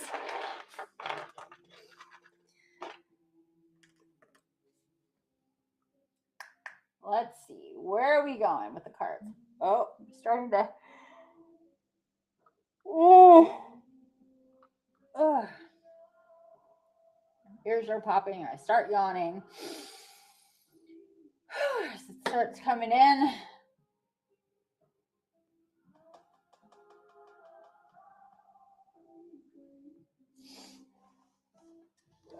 What are we doing?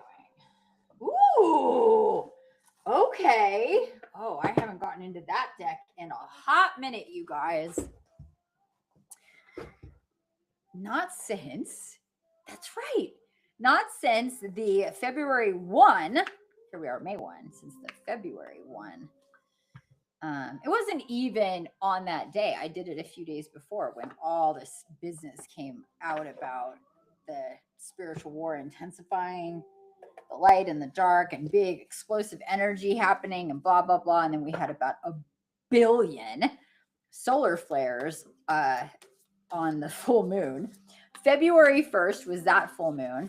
So the cards that I am being guided to now, the deck is the Citadel. There we go.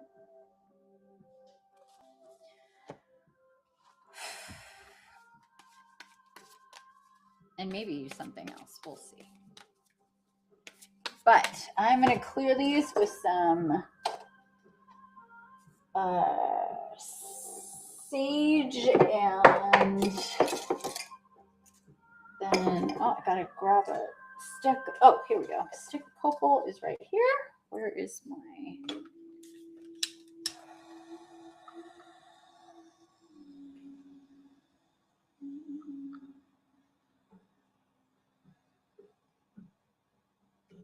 Okay. And a little bit of copal. We have copal, sage, and Palo Santo in this bowl. And I'm just clearing the cards here with this smoke. It's coming off of all of them.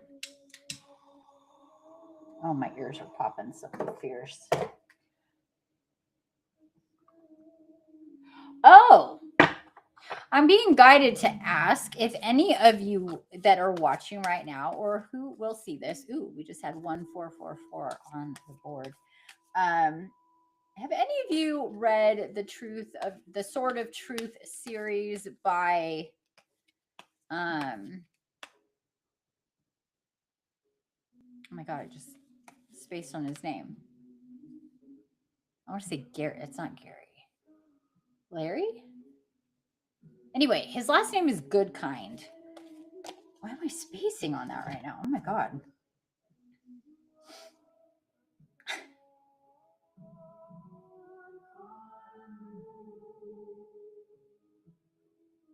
I can't believe I'm spacing on his name right now. Terry. Terry. What did I say? Jerry, Carrie, Larry. It's Terry. Terry Goodkind. Anybody read that series? If not, I challenge you to look it up. I've read it twice and a half, and there's like 20 big fat books. It is about an empath and wizards and this whole it's another world. It's not our world, but ...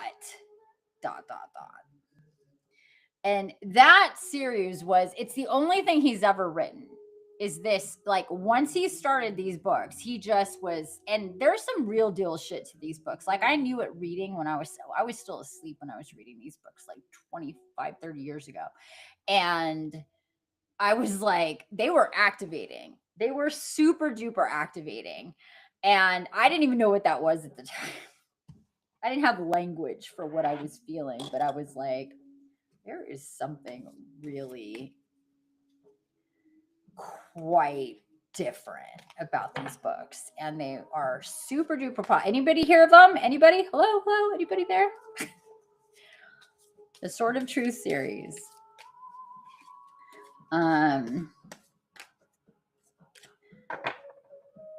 They're really good. Laura says no. Anybody else heard of them or read them? They've been published in like 50 something languages. They're extremely popular. It's either you know or you don't know about the Sword of Truth. I consider the best fantasy series ever. It's really, really, really good. And if you're a reader, if you like to read, if you like stories, if you like fantasy stuff,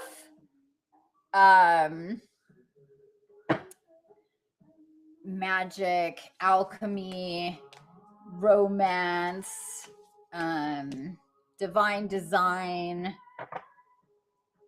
good versus evil, duh, of course.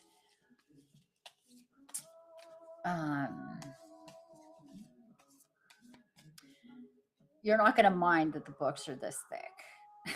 And you're going to rip through them and you're going to go from one to the other. I suggest getting the first 5 in the set that they come in the paperback set.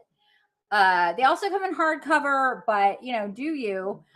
Because you're just gonna want to rip through those if you get started. It is fictional, yeah, absolutely. It is fiction. And there's, like I said, there's probably, I think at the end he has like 22 books. And what's really interesting is towards, not to really give anything away, because you're gonna see this if you look into it. It just is what it is. When I started reading them like 30 years ago, he only had like 10, and then he wrote like 10 more. And but what's really cool about them that really makes your insides do a flippity flop at some point once you finally get there, is it comes into this world, into the present, and it all gets connected, and it will activate you. And it's really, really good. It's really, really, really, really good. So yeah, look it up. Terry Goodkind, The Sword of Truth series. Never heard of it. I can't even remember how it came into my world, but there it was one day. And yeah, and like I said, I read the series 2.5 times. So I haven't read it in since I started this whole ascension business has been taking up most of my time. Haven't done a whole lot of reading since I've been doing a whole lot of other stuff and writing myself. But You can find it on Audible too. Yeah. Actually, yeah, it wasn't too long. I looked it up and I'm like, oh, I'm gonna refresh my memory and listen to it. Listen to the beginning of it. It was, yeah, it was. I just, quite frankly, don't have the time. But I highly recommend it. Whether you listen to it or you read it or do both. It's literally about an empath. He, like, one of the main character, not the main, it's like there's a dual main character business thing going on. The main character is a man, but his counterpart is this empath. And the way that this whole thing is about this empath, and here's the funny thing, you guys, I keep looking at the light, I'm sorry, there's the camera.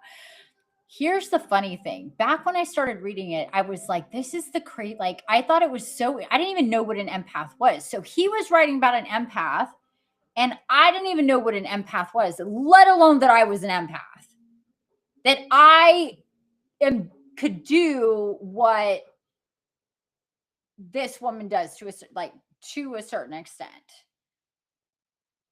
I don't want to give it away. It's really, I mean, we're very different. Let me just say that right now. Very, very different. But the way that who she is and what she does, her role as the empath in this story is fascinating. Very fascinating. And it's all about the truth. So let's see our first card. I don't even know what this is. Let's take a look. The Champion. Achievement. Ooh, downfall. And look at that. A sword. Literally can't make that shit up. You guys, do you see the sword? There we go. I don't know what's going on with my light. Nothing changed. Literally nothing changed. It was dark and then it got bright. And nothing here changed. I don't know what the heck just happened. That was so weird. But look at that. The Champion. Achievement, downfall, and a sword. I literally, you cannot make that up. Whoa, what is going on? Okay. I think I got it all freaky deaky with. Okay. The Champion. Achievement and downfall with the sword. What's next? The Pilgrim. Opportunities and growth. Yeah, I think I'm just really confusing my camera, so I apologize. It's a new camera. I'm still getting used to it, but I want you guys to be able to see. So the Pilgrim, opportunities and growth.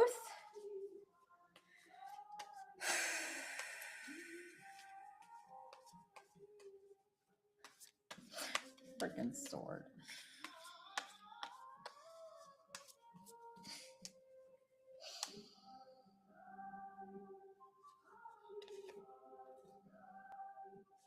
The Merchant, self-worth and trade.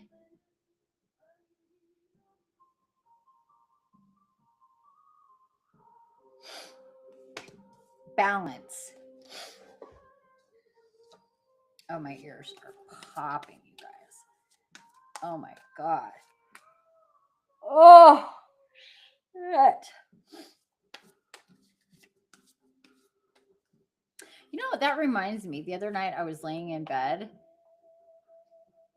trying to sleep, or I'd woken up from sleep, one or the other. Both happened. And it literally felt like a river was going through my head. I just, so much energy just whoosh, whoosh, whoosh, whoosh through my head. It was so intense. I don't know why I'm thinking about that right now, but the twins. Oh, self-protection and dual natures. This card came up in that reading for that February full moon.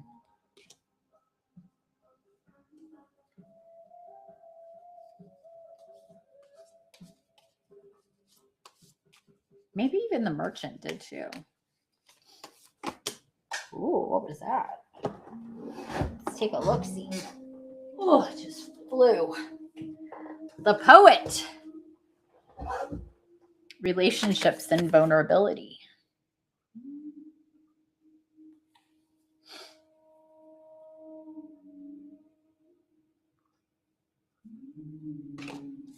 The champion, the pilgrim, the merchant, twins, and the poet.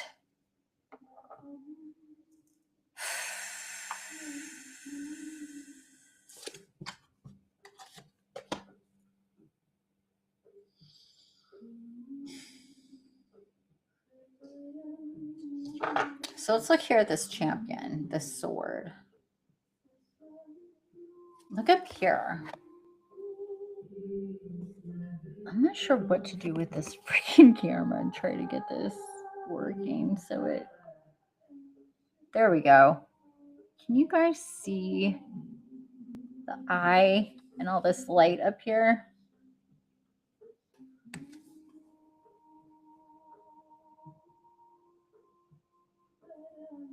Achievement and downfall.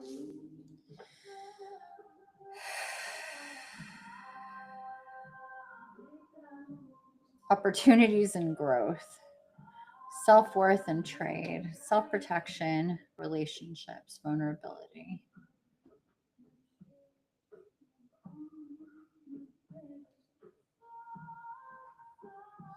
Using that sort of truth, working with the divine light, Archangel Michael specifically, calling on Archangel Michael to help you pierce the veil, like you talked about in that channeling, pierce the veil of illusion. That is the only way to achieve what you need to achieve. And what's interesting, look at the sword. It's cracked. See that right there? Sorry, I'm trying to get this the best way you guys can see. There we go. See that cracked sword?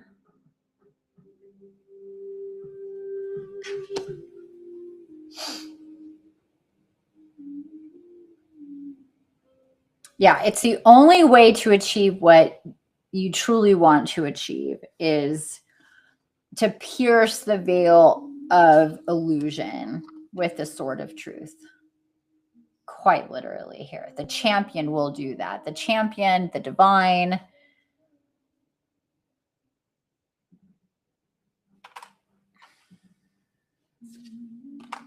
That leads to opportunities and growth. So that achievement with the truth leads to opportunities and growth. That's how we're meant to create from a point of, in a place of authenticity and being true to ourselves, being true to what we're meant to do in these incarnations.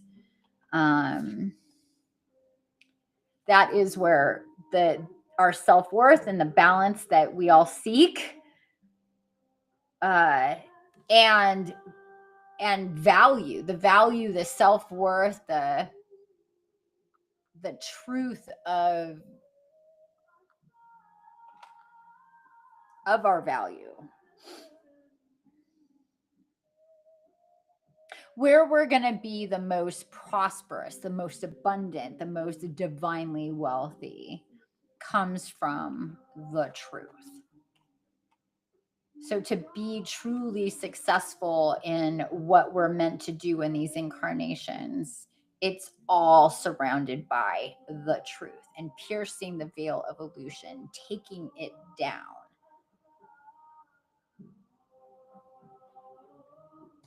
We need to protect ourselves through that process. So this is the twins with self-protection and dual nature. So we have the dual reality of nature, the light and the dark, right?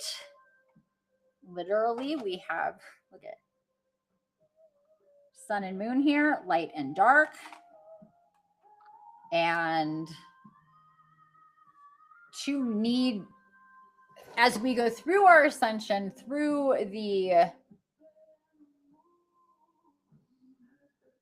the journey of the truth, and to move strategically through the spiritual war, we need to be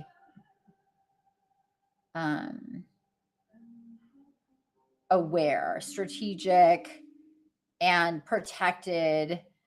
But this is self-protection from the dual, about the dual nature. So this isn't necessarily like, I mean, the divine is always there to help us. Obviously, that is shown here. But we need to play our part and understand the dual nature of reality and protect ourselves by knowing the truth of, because while we're in denial of how things operate, then we're vulnerable. This is what we always go back to. So understanding the dual nature of reality, light, dark, good, evil, angels, parasites, if you will, then we can be fully protected because we can see all that. We need to understand. I mean, isn't it interesting that it's seen here and shown here as the twins? It's two sides of the same reality. And that is absolutely true. And that self-protection and dual natures is in this one energy, this one card.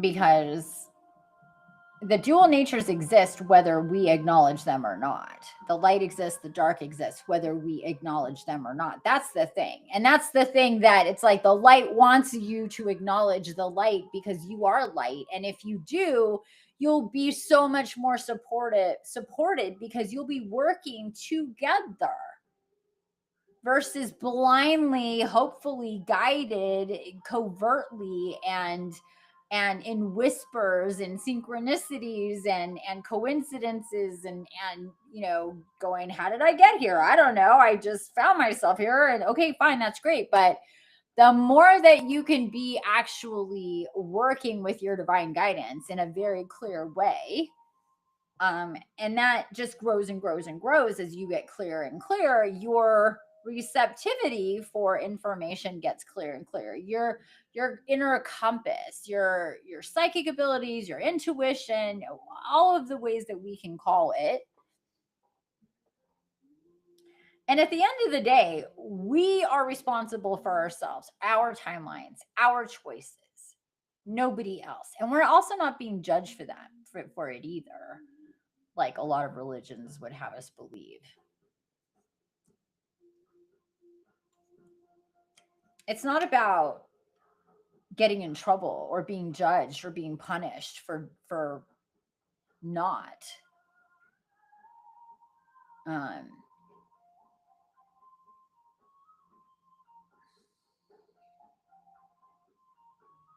But nobody could do it for us. We can't just get picked up and put in a new reality. We can't just, you know, all of a sudden be zapped to a higher level of consciousness without doing the work to get to that higher level of consciousness. And if we did, we would end up being very confused, because that wouldn't make any sense to us.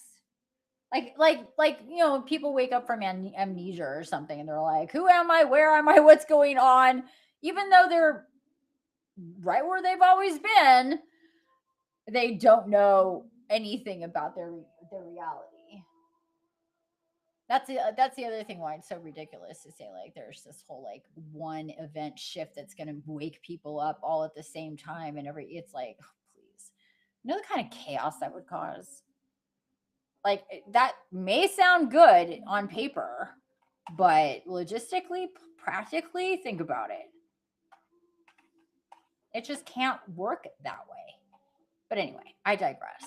When it comes to these cards, and especially these, I'm honed in on these twins because the self-protection part here and the dual natures, this is extremely important. And the only way you can fully protect yourself is by being aware. And that comes through the light. That is coming through the light of this full moon, is about awareness, is about truth. The more you know, the better.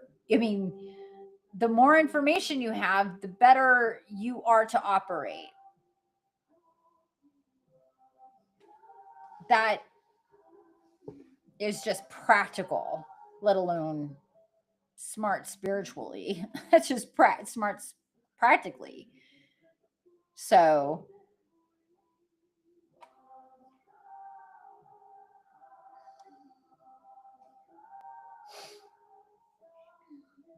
and there is a lot of opportunities for growth, for forward movement, for big leaps in your timelines, big shifts and changes. But again, they don't just happen. We need to make them happen. The champion with achievement or downfall comes right before opportunities and growth. Either you're going to grow or you're not. Either you're going to want to pierce the veil of illusion with the sword of truth or you don't.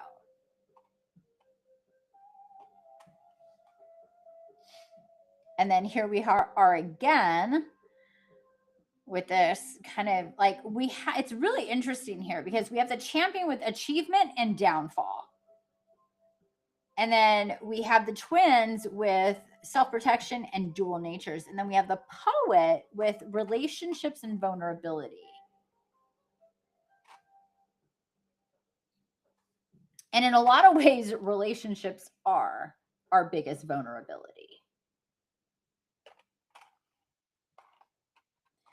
And that's a truth that we need to pay attention to, because to change your reality, to pierce the veil of illusion, for things to move in that direction, not only do you have to understand the dual nature of reality, but that we are either helped or hindered by our relationships. And it's extremely important moving forward that you look at all of your relationships through the lens of truth and use the sword to pierce the veil of illusion when it comes to your relationships and how any one of your relationships is working or not working.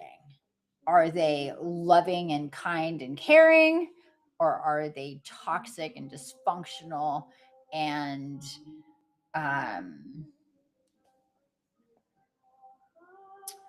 whatever, abusive?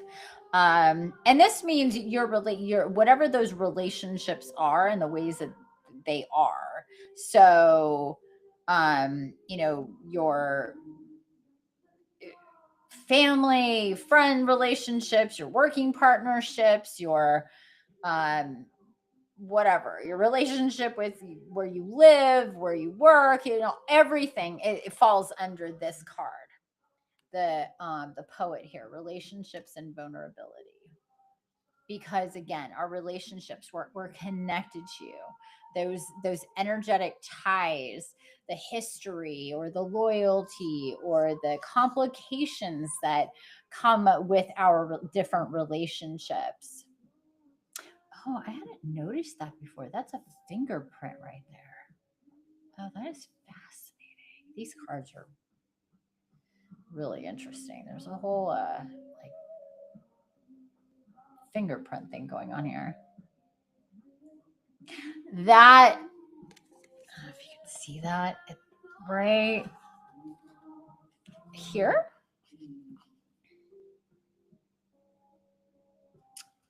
Come on. There. Do you see it?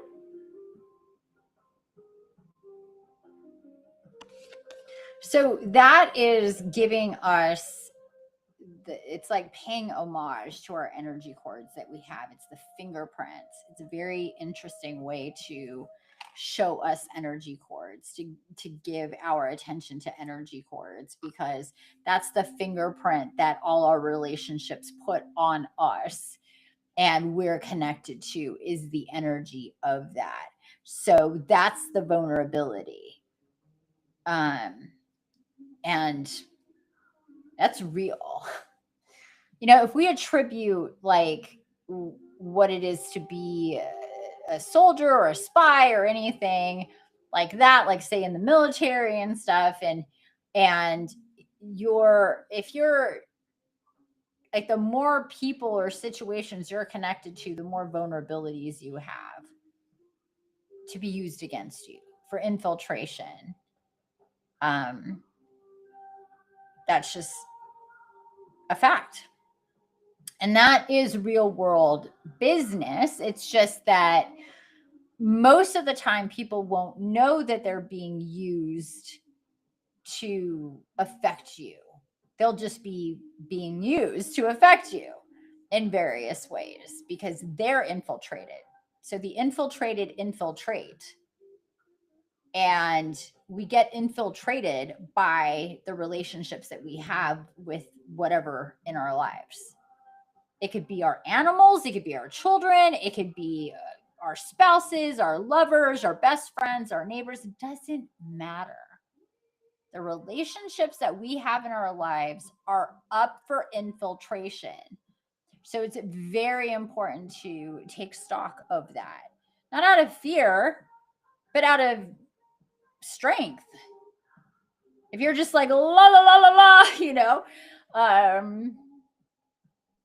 that's really opening the door, really keeping things open. So the truth of relationships and the vulnerabilities that happen through those relationships, how stuck we may feel in situations and relationships, that's coming through. If you end up being like, but I am stuck in this, the question is why? And also, no, you're not. No, you're not. That is the illusion. That is what you've decided. That's what you've accepted. But nobody is, unless somebody has you chained in the basement, you know,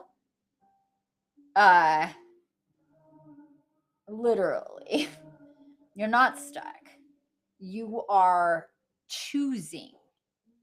There's a difference. Because when you decide, when you accept, I'm stuck in this situation, I better make the most of this situation, this relationship, whatever it is, I'm stuck here. Then guess what happens? You're stuck there.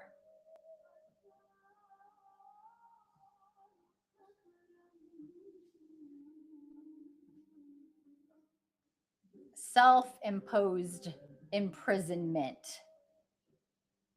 Well, the illusion of some sort of crazy ass freedom is the program running in so many ways with so many people.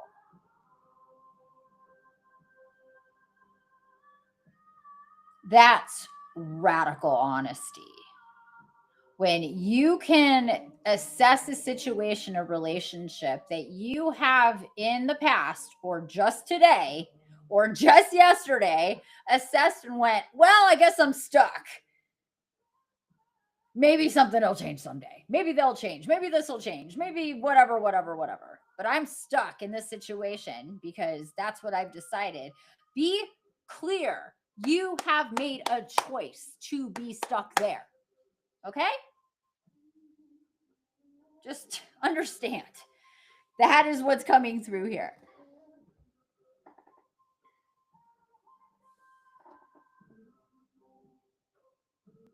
That stuckness is only real because you make it real, because you decide this is it. This is what's happening, whatever. When we choose to not be stuck anymore, then we're not stuck anymore. It's just that simple.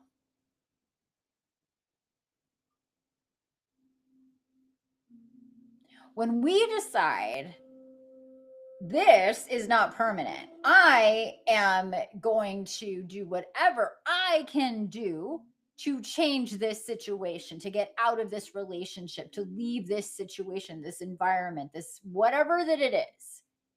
If it's abusive, toxic, holding you back, fucking with your field of us and your ascension, your evolution, then it's up to you to get out of that situation and to decide that you're not accepting it and that you want to be guided away from that situation. Period. The end. Show me guide me, take me elsewhere. I am ready. Period. Mean it, be sincere about it, and work for it. You are the one ultimately that has to make these choices. Nobody, not any one divine being in all of creation can do it for you. Period. The end. It just doesn't work that way. You know? This is why you see people go and rescue other people out of their toxic, like, you're going to come stay with me. Get away from your whomever, right? Leave your job and you're going to come work for me in this, company or whatever. Do these things actually work? Do they actually fix anything? Somebody coming in and taking control over somebody that's already being taken control of. How many people take their people kicking and screaming to rehab? You're going to change, you're going to heal, you're going to do this, that, and the other thing. It doesn't work. Why? Because there's a parasite connected to that person. That person's already being puppeteered and they don't see it for what it is. So you deciding you're going to fix them isn't going to fix shit. And that's why people revert again and again and again and go back and loop again and again and again. If not with the same, then another version of it. Because why? They didn't get themselves out. And the Matrix fucking knows it.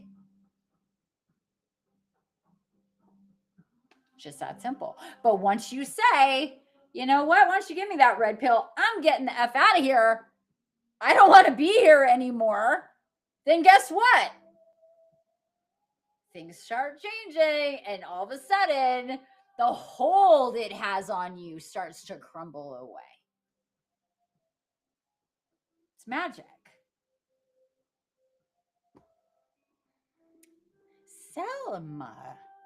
Hi, may I have a reading for the full moon in Scorpio, please? I'm actually not doing personal readings right now. This is just a collective reading that I'm doing for everybody. I might do something like that in the future sometime soon, but I'm not doing personal readings right now, sweetie. But thanks for being here. So anyway, any questions about any of this? I know I get really passionate. That's the energy that's coming through, to be super, super forceful with this, because it's a thing.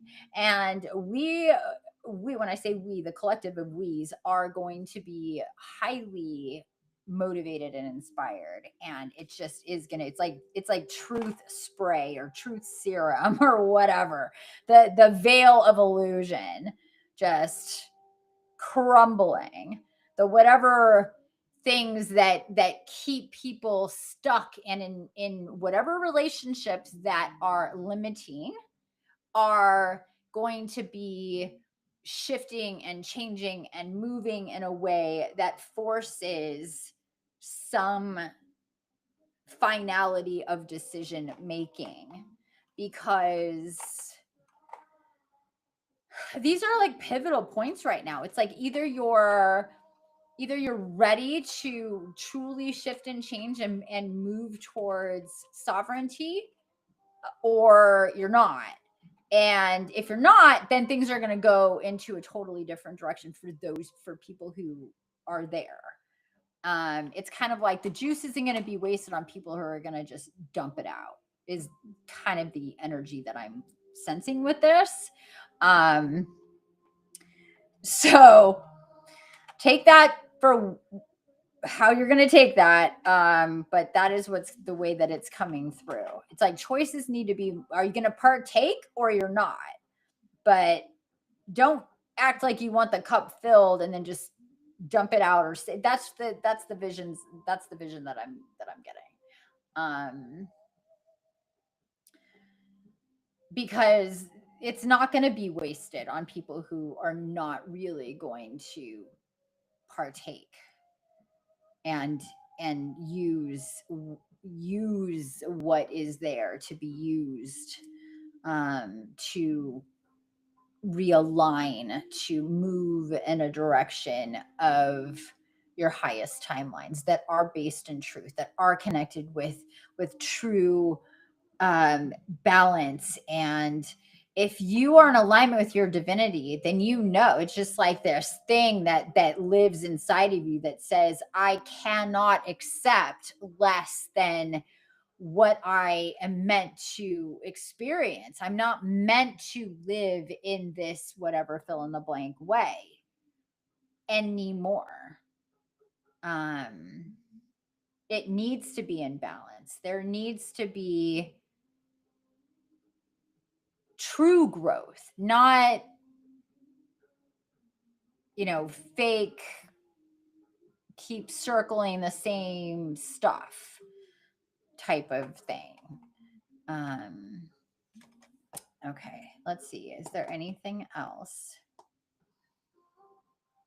So the bullet points here: tap in, ask for divine guidance and assistance and help, ask to be guided to help, know that help comes in various ways. And you're to help yourself in various ways. There's not one answer. There's not one thing. There's not one event. There's not one person. There's not one system. There's not one anything. It's a multitude of things all coming together, but you are the one who ultimately is in charge of how that works out. Balance is key. Alignment is key. Understanding your divine worth and value in this incarnation is really key, because that is going to inspire you and motivate you. Energy work, chakra clearing, connecting with the divine. I highly suggest rainbow light healing sessions with me, or one-on-one spiritual guidance sessions with me, to get very clear as to what's the best course and next moves to continue doing your work, or to begin your work. But there's just this whole energy of things are stepping up, and to commit to yourself, your ascension, your evolution, your healing, your divine design, your soul, your highest timelines in a really more profound, deeper way. And again, the truth is at the center of all of that. Okay, so one more card from Nature's Whispers, and then we're going to go, because it's already been, 2. Wow, that was fast. Geez, I barely shuffled it. Are we sticking with this? Okay. We'll stick that. I barely shuffled, and a card flipped, and we're going with it. And that is Assurance, card number 14.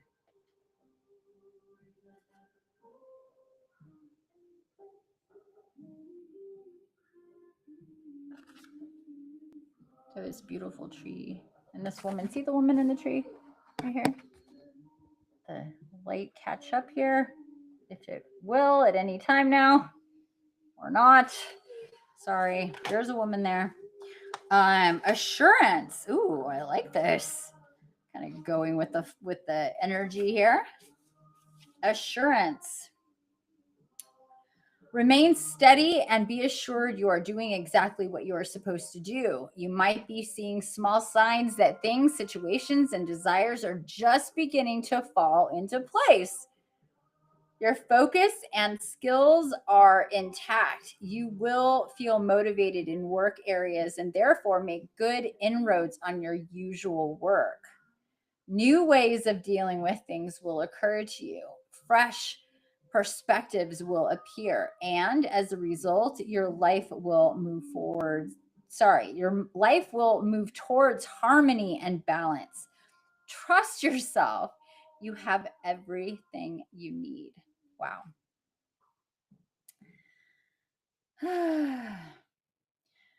That's in our nature, though, to want to swoop in and save everyone.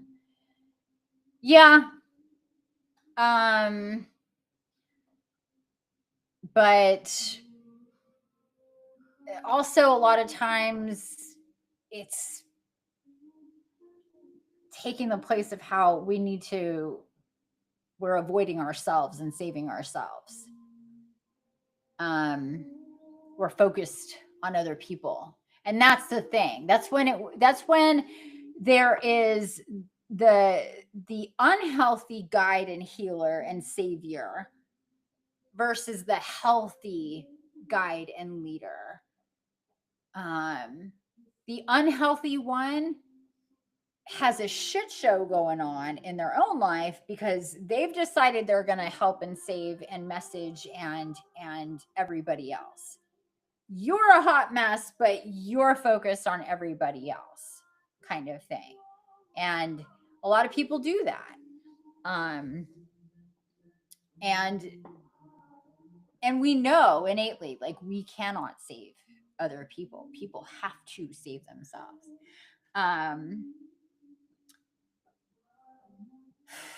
So yeah, this card, assurance. So just know what's going on is moving in the right direction. Your work is shifting in a way. You will feel motivated in work areas and therefore make good inroads in your usual work. So what I'm getting from this is not necessarily like work, career work. It could be.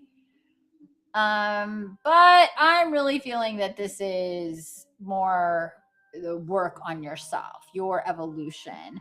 That there's a whole new wave of motivation and inspiration and energy for it, without it being and feeling so heavy and so difficult and so whatever. That there's like, I'm hearing a pep in your step about it, kind of that. Very hard to stand by and watch, Nicole says. Yeah, well, that's also the matrix trap, is through your relationships of people self-harming or harming other people, that you allow yourself to be in those relationships and watch. Nobody's forcing you to watch. You can leave. Don't be a part of it anymore. You're deciding to be a party to it. And that's why relationships are the vulnerability, because you're like, oh, well, it's my son, it's my mother, it's my father, it's my best friend. I can't abandon them. So you're just going to let them drown you while they're drowning. That's a type of martyrdom that doesn't help anybody. So that's where we need to make very decisive and sometimes difficult, the most difficult choices in our ascension, is to walk away from people who keep us limited and in a toxic environment. It's either they're going to adjust with you, they're going to change themselves, or you're going to walk away and not allow that to affect you. I had to do that multiple times because it was like, what I need to do, my work, my job, my responsibility to the whole is more important than to any one person who refuses or isn't ready to, whatever that it is, stay stuck where they are. I don't have time for that shit in my life. Not personally, not professionally. Is it easy? No. Is it necessary? Yes. Because you can't be in two places at once. You can't be stuck in a situation where you're seeing and contributing or witnessing or allowing whatever harm is happening, and also be in an evolutionary healing state of being. Those two things just don't work. They might to a certain point, and then one thing needs to shift. You cannot move forward if you're stuck in this toxicity. It just doesn't work. If there's people that are holding you back, that are not supporting you, or that are harming themselves, or that are harming you through a relationship, or whatever that it is, that makes it impossible to to heal and ascend and to evolve. It just does. And if that's happening, that has parasitic, dark side entity shit written all over it. And you cannot fight that. The only thing you can do is get away from it. And if you can see it, then it exists. And if you choose to stay, then that's on you. Period. That's just the way that it is. Like I said, is it easy? No. But, you know, like, what it, like in all of the zombie movies or monster movies, you know, there's a group, right? And they're trying to get away from the monsters. And then they get, you know, maybe cornered. And a monster starts chomping on one of the people. So what do the rest of the people do? Do they just sit down and wait for the monster to finish eating the one person so it could move on to them? Or do the people run away? Do the people fight the monster? Let's fight the monster and see if we can get this monster off of this person. Maybe a little bit, but if the monster's too strong, it's like, we got to let this go. This person is taken. It's done. It's over. It sucks. They're screaming, help me. And you're like, I can't help you. There's nothing I can do. It's done. All I can do is help myself and run as fast as I can.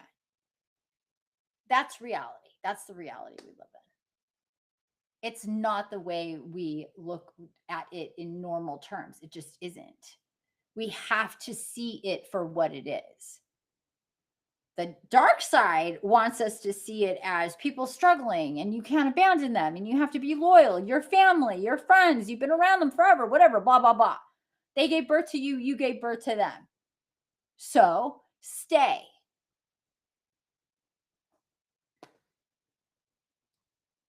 And what came through for me was that is exactly what the dark side wants you to do.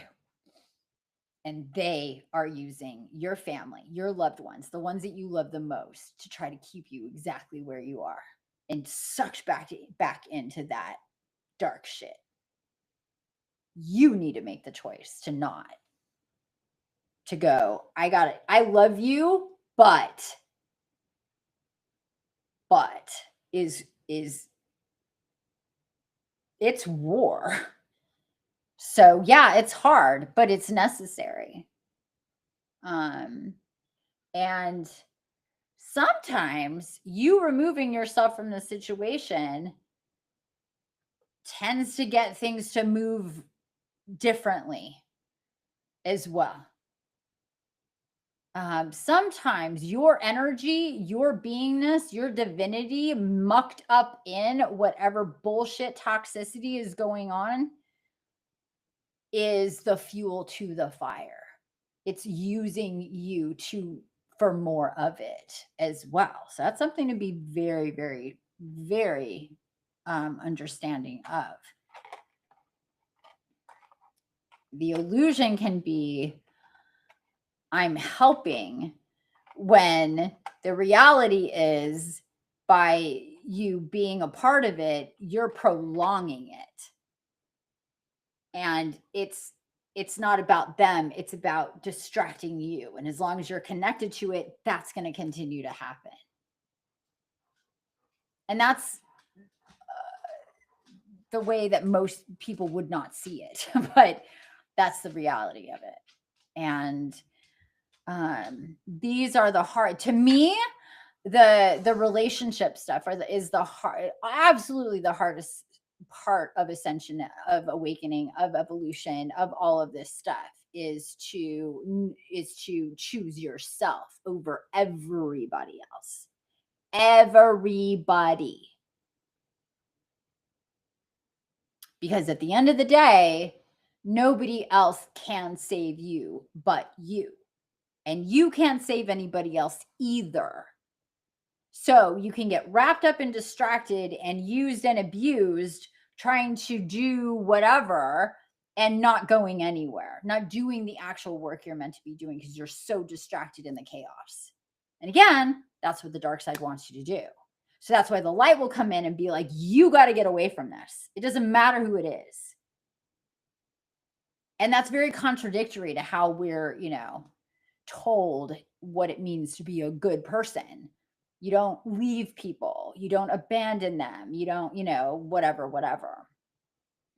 And then we can look back and go, oh, well, there's people that helped me. It's like, well, this doesn't mean that there's nuance to this. Obviously, we can have tough times and crises and help other people. But if it's a constant, like, this is the way that it is with this person or these people or this relationship or this, family, this structure, this whatever, that's a totally different thing. So just to be clear on that. Okay. So, fresh perspectives will appear. Your life will move towards harmony and balance. Trust yourself.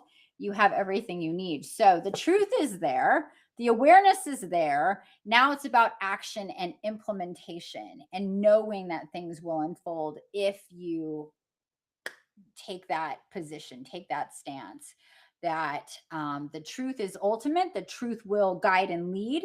The truth is the light.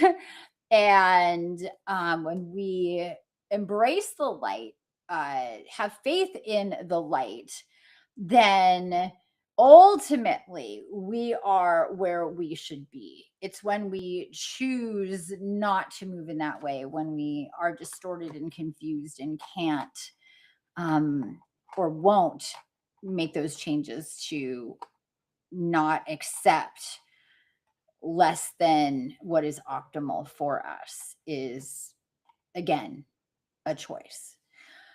Okay, guys, that is it for now. Thanks for being here with me. Happy full moon. I really appreciate you being here and listening to all of this. I hope that it has helped, inspired, motivated you, and that you integrate all of this. It's all getting very, very real here. And it's going to be really interesting to see what transpires in the collective, in each of our individual timelines and our connected timelines. But just kind of expect more very intense solar energy with Gaia happening, and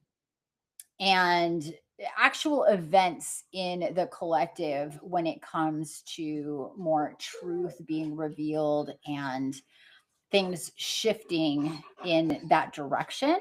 Again, there's not going to be a day or an event. It's all a series of days and events that, add up.